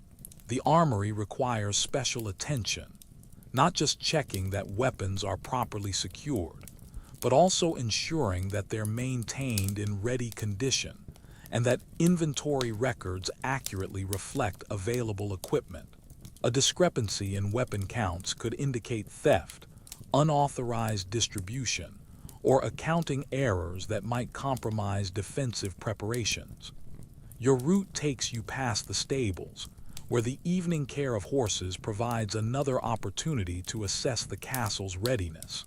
Well-maintained horses are essential for communication, reconnaissance, and rapid response to threats, and their condition reflects the overall state of the castle's defensive preparations. You observe the stable hands completing their duties, and note the condition of tack and equipment that might be needed for emergency mounted operations. The patrol includes coordination with other security elements, including the guards stationed at interior checkpoints and the sentries responsible for monitoring specific buildings within the castle complex. Communication between different security posts uses a combination of visual signals, predetermined patrol schedules, and coded phrases that allow guards to verify each other's identity and status without alerting potential infiltrators to security procedures. As darkness deepens, the patrol becomes more challenging but also more important. Many threats to castle security develop under cover of darkness, when infiltrators can move more easily, and when the reduced visibility makes detection more difficult. Your eyes gradually adjust to the lower light levels, and you rely increasingly on hearing and other senses to detect potential problems. The night patrol requires different skills than daytime security work: patience, enhanced sensory awareness, and the ability to remain alert during long periods of apparent inactivity. The evening patrol concludes with a comprehensive report to the officer of the guard, documenting any unusual observations, security concerns, or maintenance issues that require attention.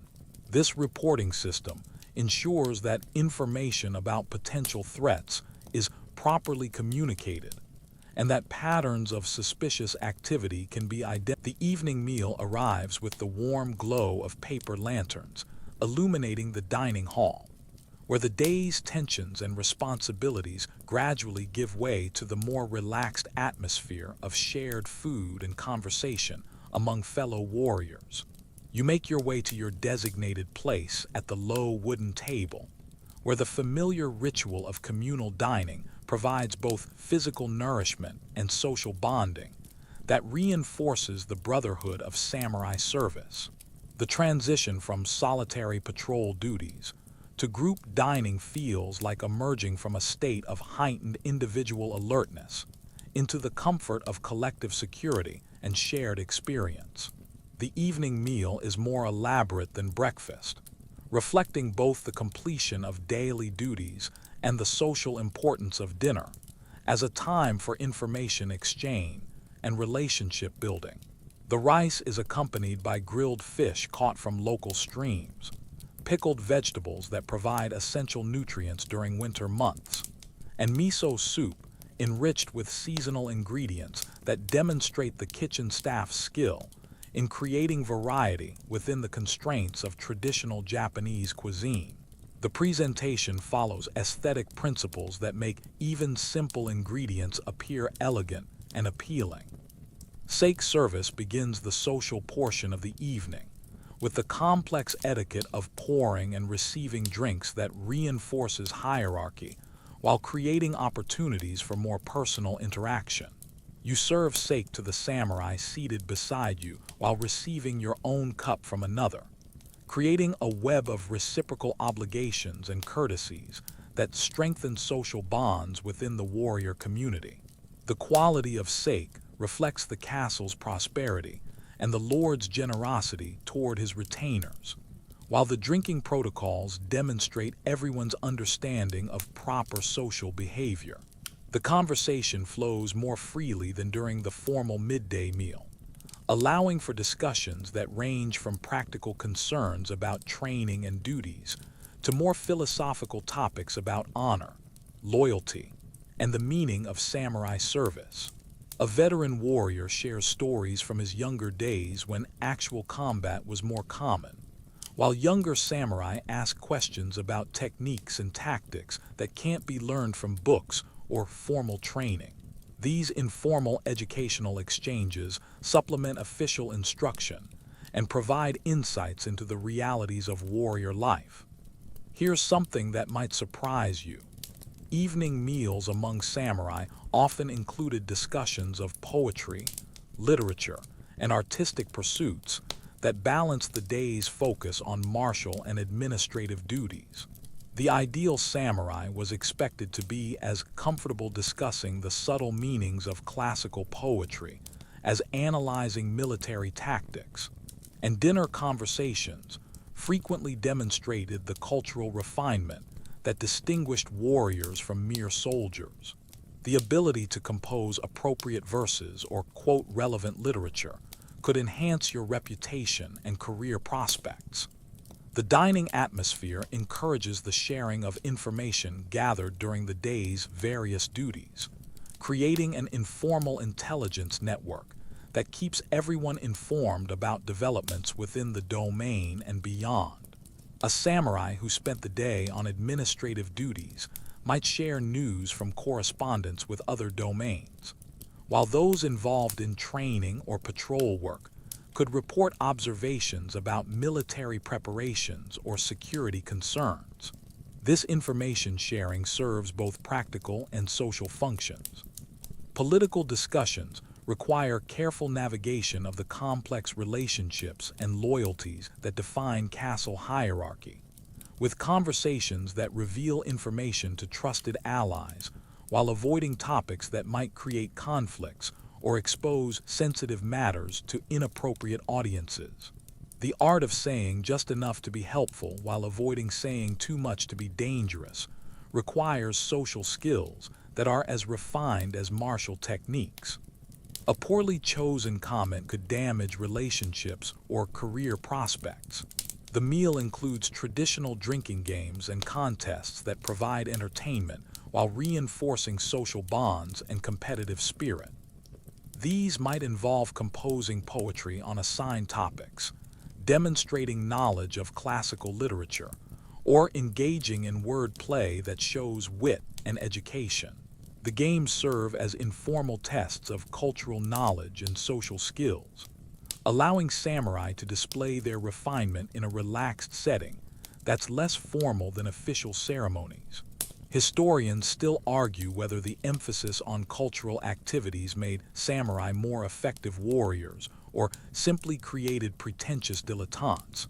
But there's no question that the combination of martial and cultural training produced a unique warrior class that valued artistic achievement alongside military prowess. The evening's cultural activities weren't just entertainment. They were continuing education and the refinement expected of educated warriors.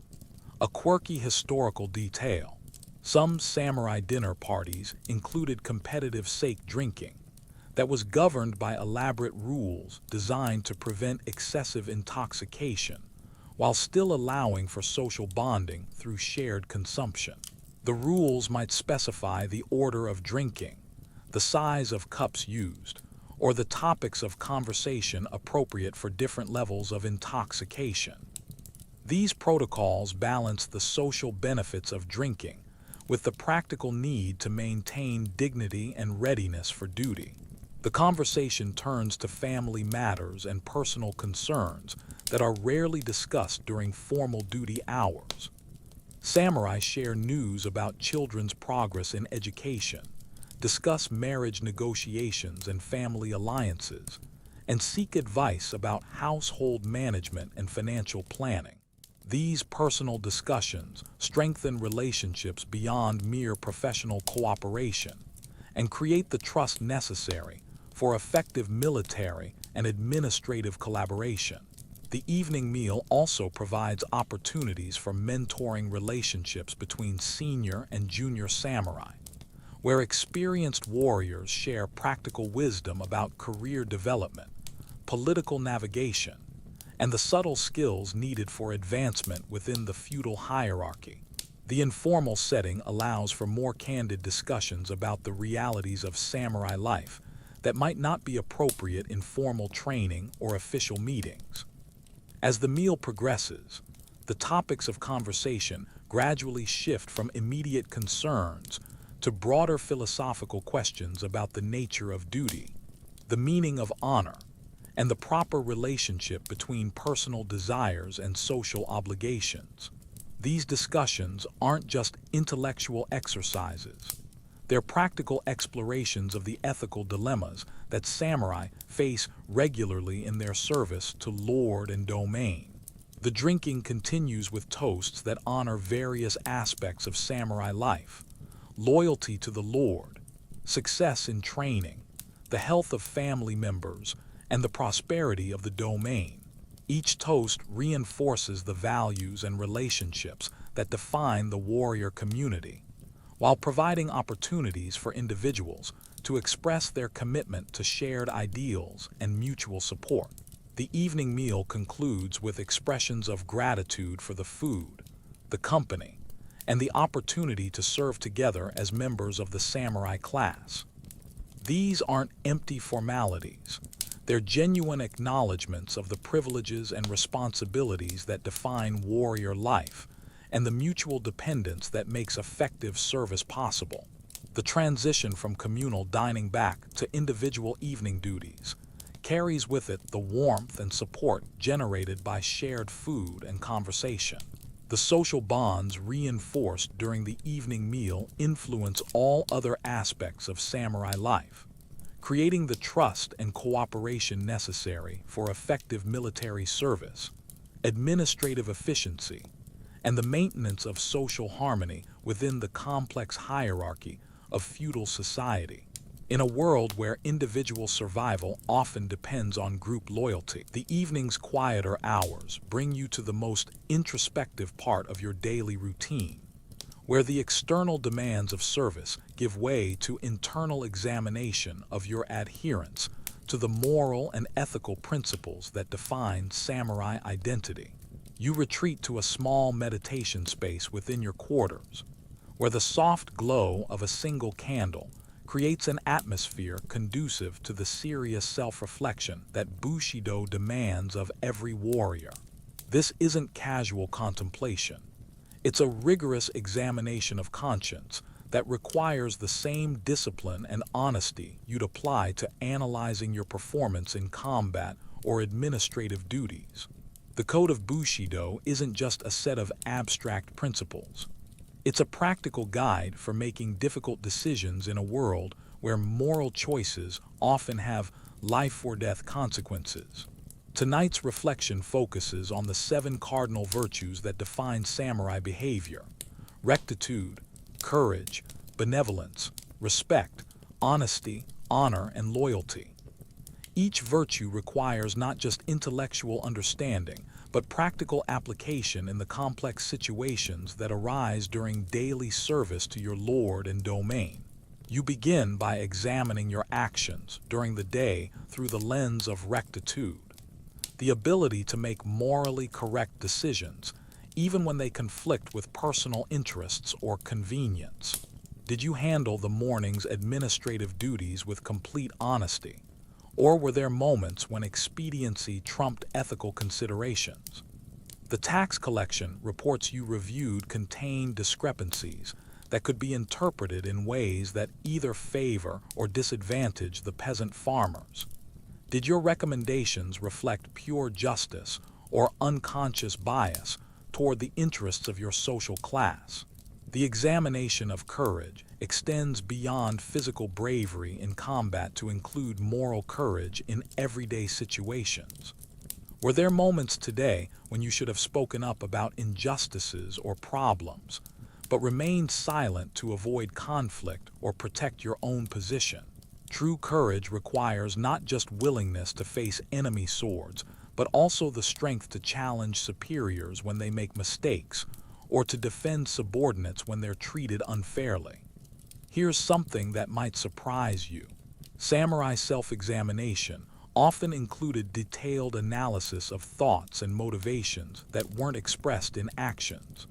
Because Bushido held warriors accountable for their internal states as well as external behavior.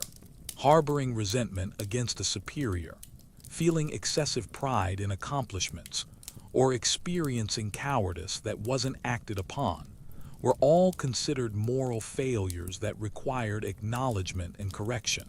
The reflection on benevolence examines your treatment of those under your authority and protection.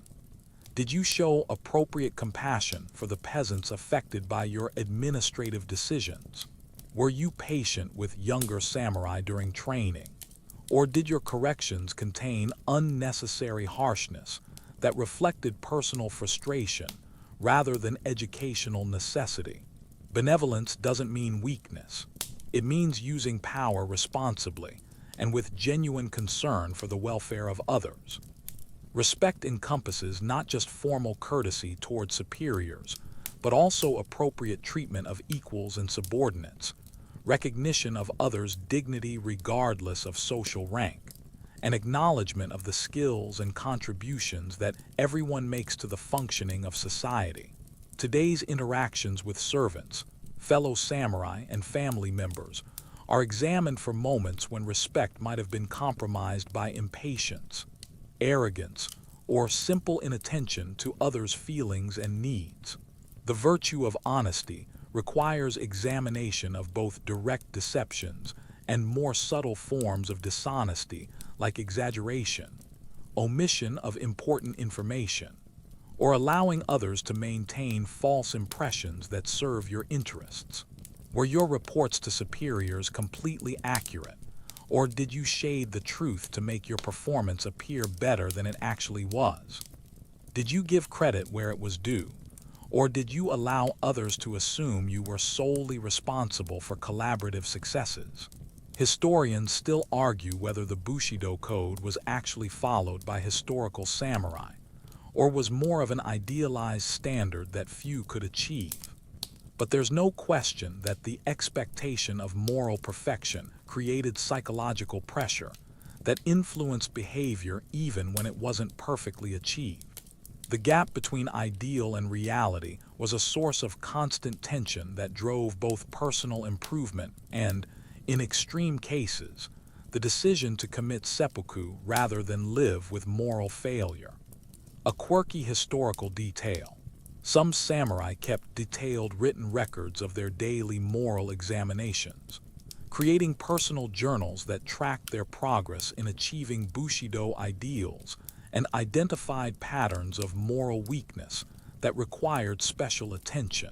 These private documents were sometimes shared with trusted mentors or spiritual advisors who could provide guidance for moral development. The examination of honor focuses on whether your actions today enhanced or diminished your reputation, and that of your family, lord, and social class. Honor isn't just about avoiding obvious disgrace. It includes the positive obligation to act in ways that bring credit to all the groups and institutions you represent. Did your performance in training demonstrate the excellence expected of your rank? Did your administrative work reflect the competence and integrity that justify your position and salary? Loyalty receives the most intense scrutiny because it's considered the foundation of all other samurai virtues. Your loyalty extends in multiple directions: to your immediate lord, to the shogun, to your family, to your fellow samurai, and to the abstract ideals of the warrior class. When these loyalties conflict, as they sometimes do, which takes precedence? Today's decisions are examined for moments when competing loyalties created moral dilemmas and whether your choices reflected proper priorities. The reflection includes consideration of the ultimate expression of samurai commitment, the willingness to commit seppuku if honor demands it. This isn't morbid fascination with death, but practical preparation for the possibility that circumstances might arise where ritual suicide becomes the only way to maintain personal and family honor. The mental preparation for this possibility affects how you approach all other decisions and helps maintain the perspective that honor is more important than life itself. The evening's moral examination concludes with specific resolutions for improvement in areas where your performance fell short of Bushido ideals. These aren't vague promises to do better, but concrete commitments to specific behavioral changes that address identified weaknesses. Tomorrow's duties will provide new opportunities to demonstrate moral progress and to test your commitment to the demanding standards that define samurai identity. The transition from moral reflection to the evening's remaining, the deep hours of night bring you to the final active duty of your day. The night watch that transforms the familiar castle environment into a realm of shadows, whispered sounds, and heightened vigilance, where threats can emerge from darkness with little warning. You make your way through corridors lit only by occasional paper lanterns, your soft-soled tabi allowing silent movement that won't alert potential intruders to your presence, while you conduct the security rounds that protect the sleeping castle community. The transition from personal reflection to active guard duty requires shifting from internal contemplation to external awareness, where every sense must be tuned to detect the subtle signs that distinguish normal nighttime activity from potential danger. The night watch begins with a systematic inspection of the castle's most vulnerable points: gates, walls, storage areas, and the residential quarters where the Lord's family sleeps under your protection. Your route follows predetermined patterns that ensure complete coverage while avoiding predictable timing that enemies could exploit. The darkness that conceals potential threats also provides cover for your own movements, allowing you to observe without being easily detected by anyone who might be conducting unauthorized surveillance of the castle's defenses. Your equipment for night duty includes items specifically chosen for low-light conditions: a sword with a specially treated scabbard that won't reflect moonlight, a small hand lantern with shutters that can provide illumination when needed while remaining concealed otherwise, and a supply of signal devices for communicating with other guards without using voice commands that might carry too far in the still night air.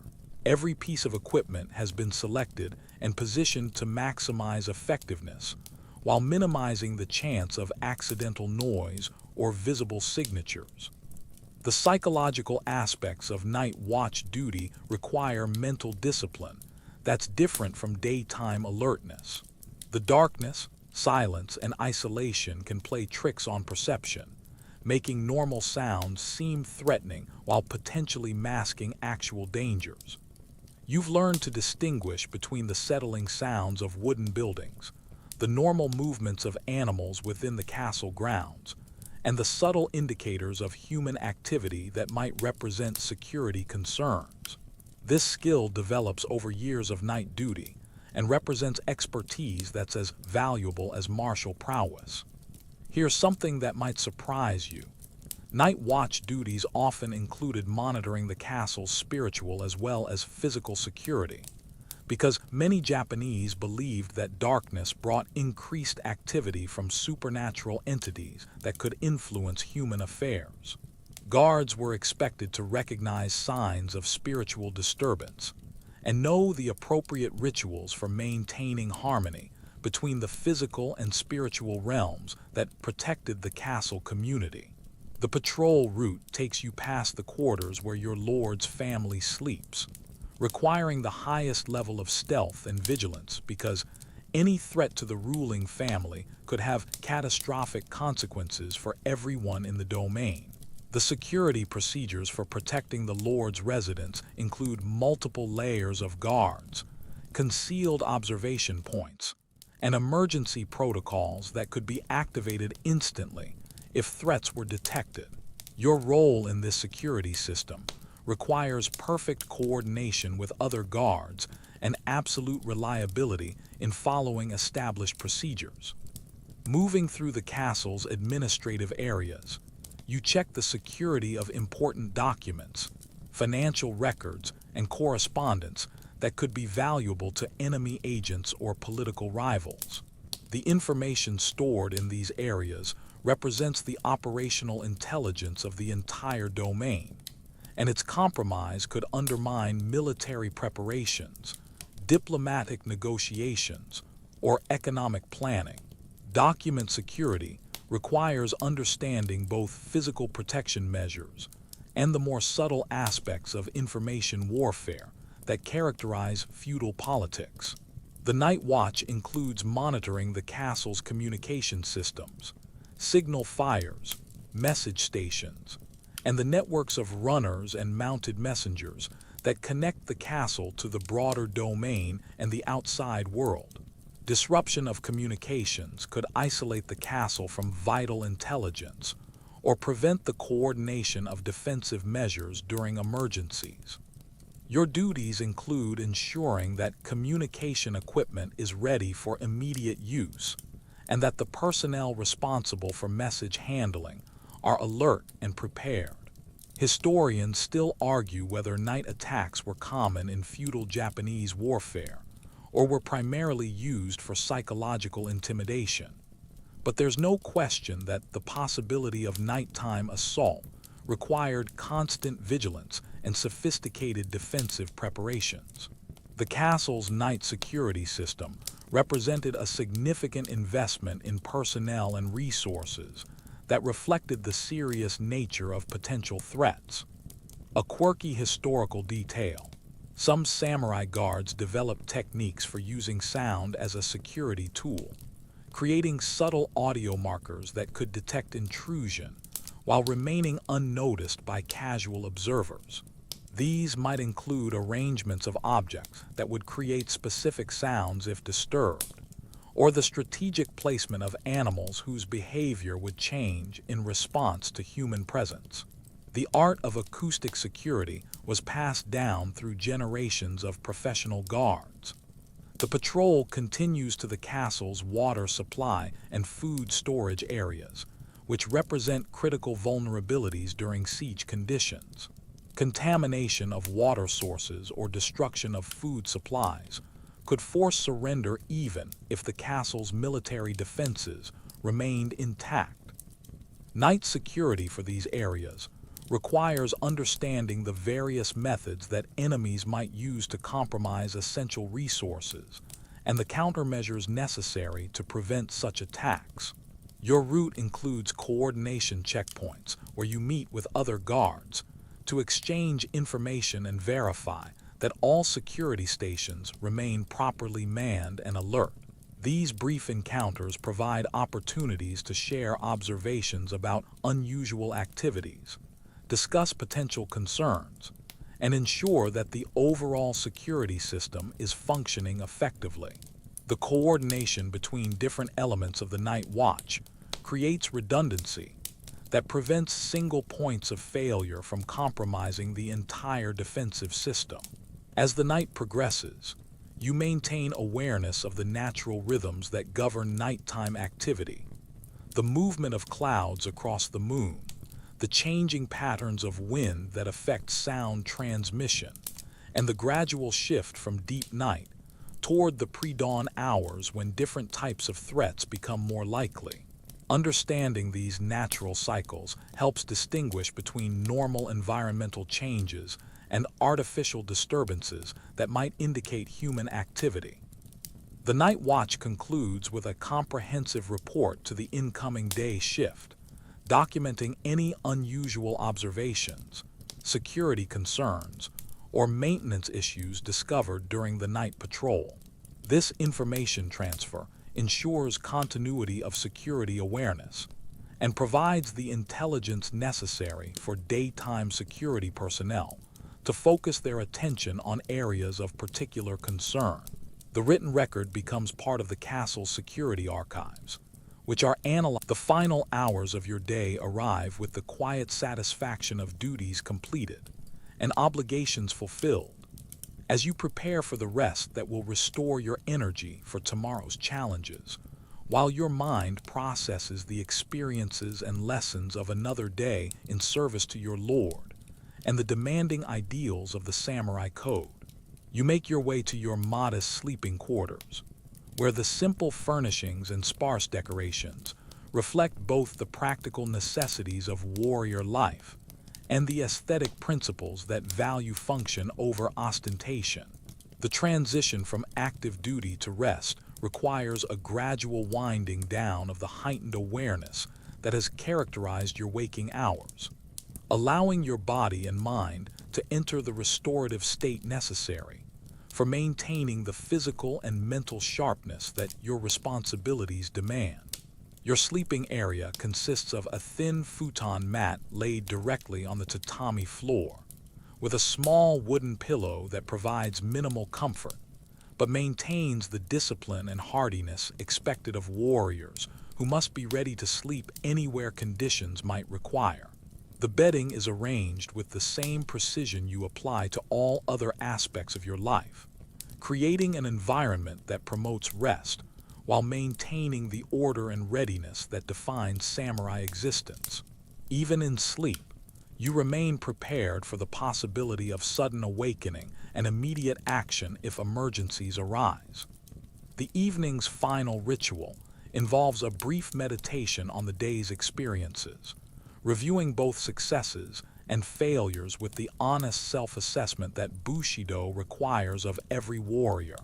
Today brought challenges in administrative duties, opportunities for improvement in weapons training, moments of satisfaction in family interactions, and the constant underlying awareness of mortality that gives urgency and meaning to every action. The day's events are examined not just for their immediate significance, but for the lessons they provide about character development and spiritual growth. Your thoughts turn to tomorrow's anticipated duties and the preparation necessary for meeting them effectively. The morning will bring new challenges in training, fresh administrative problems to solve, family obligations that require attention, and the ongoing responsibility of maintaining readiness for whatever emergencies might arise. Mental preparation for tomorrow's duties is as important as physical rest, because the complexity of samurai responsibilities requires both practical planning and psychological readiness for unexpected developments. Here's something that might surprise you. Samurai sleeping arrangements often included specific protocols for maintaining security even during rest periods, with weapons positioned for immediate access and sleeping positions that allowed for quick response to threats. The bedroom wasn't just a place of rest. It was a potential battlefield where preparedness could mean the difference between life and death. Even the deepest sleep retained an element of vigilance that distinguished warrior rest from civilian slumber. The quiet moments before sleep provide an opportunity for spiritual reflection that connects your daily experiences to the broader meaning and purpose of samurai existence. The Buddhist teachings that inform warrior philosophy emphasize the impermanence of all things, the importance of accepting whatever fate brings, and the cultivation of inner peace that allows for effective action without attachment to outcomes. These spiritual principles provide comfort and guidance as you prepare for rest and renewal. Your final thoughts include gratitude for the privileges and opportunities that define your position as a samurai, the chance to serve a worthy lord, the resources necessary for maintaining your family's welfare, the training and education that have developed your capabilities, and the social relationships that provide both support and meaning. This gratitude isn't just polite acknowledgement. It's genuine appreciation for circumstances that could change quickly in the uncertain world of feudal politics and warfare. The process of falling asleep requires releasing the mental tensions and physical alertness that have characterized the day's activities, allowing your consciousness to gradually fade into the restorative state that will prepare you for tomorrow's challenges. The discipline of maintaining awareness during waking hours must be balanced with the ability to achieve deep rest that restores both body and mind for continued service. Historians still argue whether samurai actually achieved the spiritual equanimity that Bushido philosophy promoted. But there's no question that the constant emphasis on moral development and self-improvement created psychological frameworks that helped warriors cope with the stresses and uncertainties of their demanding lifestyle. The evening's spiritual reflection served both practical and philosophical functions in maintaining mental health and moral clarity. A quirky historical detail: some samurai practiced specific breathing techniques and mental exercises designed to promote restful sleep while maintaining the ability to wake instantly if threats arose. These techniques, borrowed from meditation practices and martial arts training, created a form of controlled rest that balanced the need for recovery with the requirements of constant readiness. The art of warrior sleep was considered as important as any other martial skill. As sleep approaches, your awareness gradually narrows from the broad concerns of domain politics and military preparedness to the immediate sensations of physical comfort and mental quietude. The sounds of the castle settling into nighttime routine, distant footsteps of guards on patrol, the soft closing of doors, the whisper of wind through paper screens, create a familiar audio environment that promotes relaxation while maintaining subtle connection to the ongoing life of the community you serve. The final moments of consciousness bring a sense of completion and continuity that connects today's experiences to the larger pattern of samurai life. Tomorrow will bring new challenges and opportunities, but they will be met with the same commitment to excellence, service, and honor that has guided today's actions. The cycle of duty, rest, and renewal that defines warrior existence provides both structure and meaning that transcend individual concerns and connect personal experience to timeless ideals. Your breathing deepens and slows as sleep finally claims you, carrying away the day's tensions and concerns while preserving the fundamental readiness and commitment that will emerge refreshed with tomorrow's dawn. The rest that comes to a samurai is earned through faithful service and disciplined living, providing not just physical recovery but spiritual renewal that maintains the strength necessary for continued dedication to the demanding path of the warrior. In the quiet darkness of your sleeping quarters, surrounded by the peaceful sounds of a castle at rest, but protected by vigilant guards, you surrender to sleep with the confidence that comes from duties faithfully performed and honor maintained.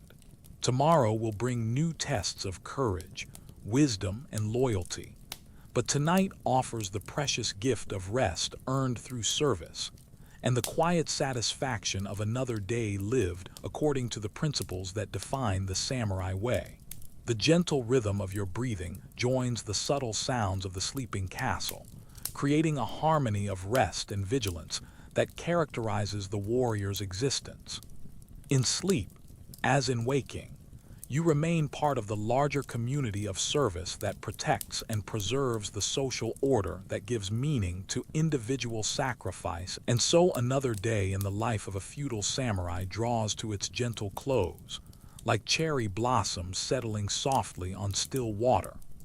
As you drift deeper into sleep, your breathing becomes as steady and peaceful as temple bells echoing across misty valleys, carrying away the weight of duty and the sharp edge of constant readiness that defines the warrior's waking hours.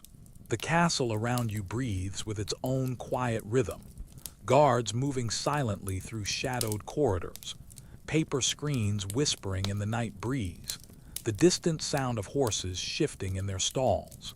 These sounds create a lullaby of security and continuity that has comforted samurai for generations.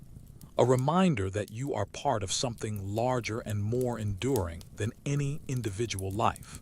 Your dreams, when they come, might carry you back to childhood training sessions with wooden swords, or forward to imagined battles where honor and courage are tested in ways that daily life rarely demands.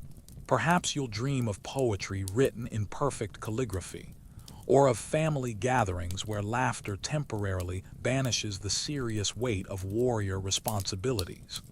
But mostly, your sleep is deep and dreamless, the profound rest that comes to those who have lived each day with purpose and integrity.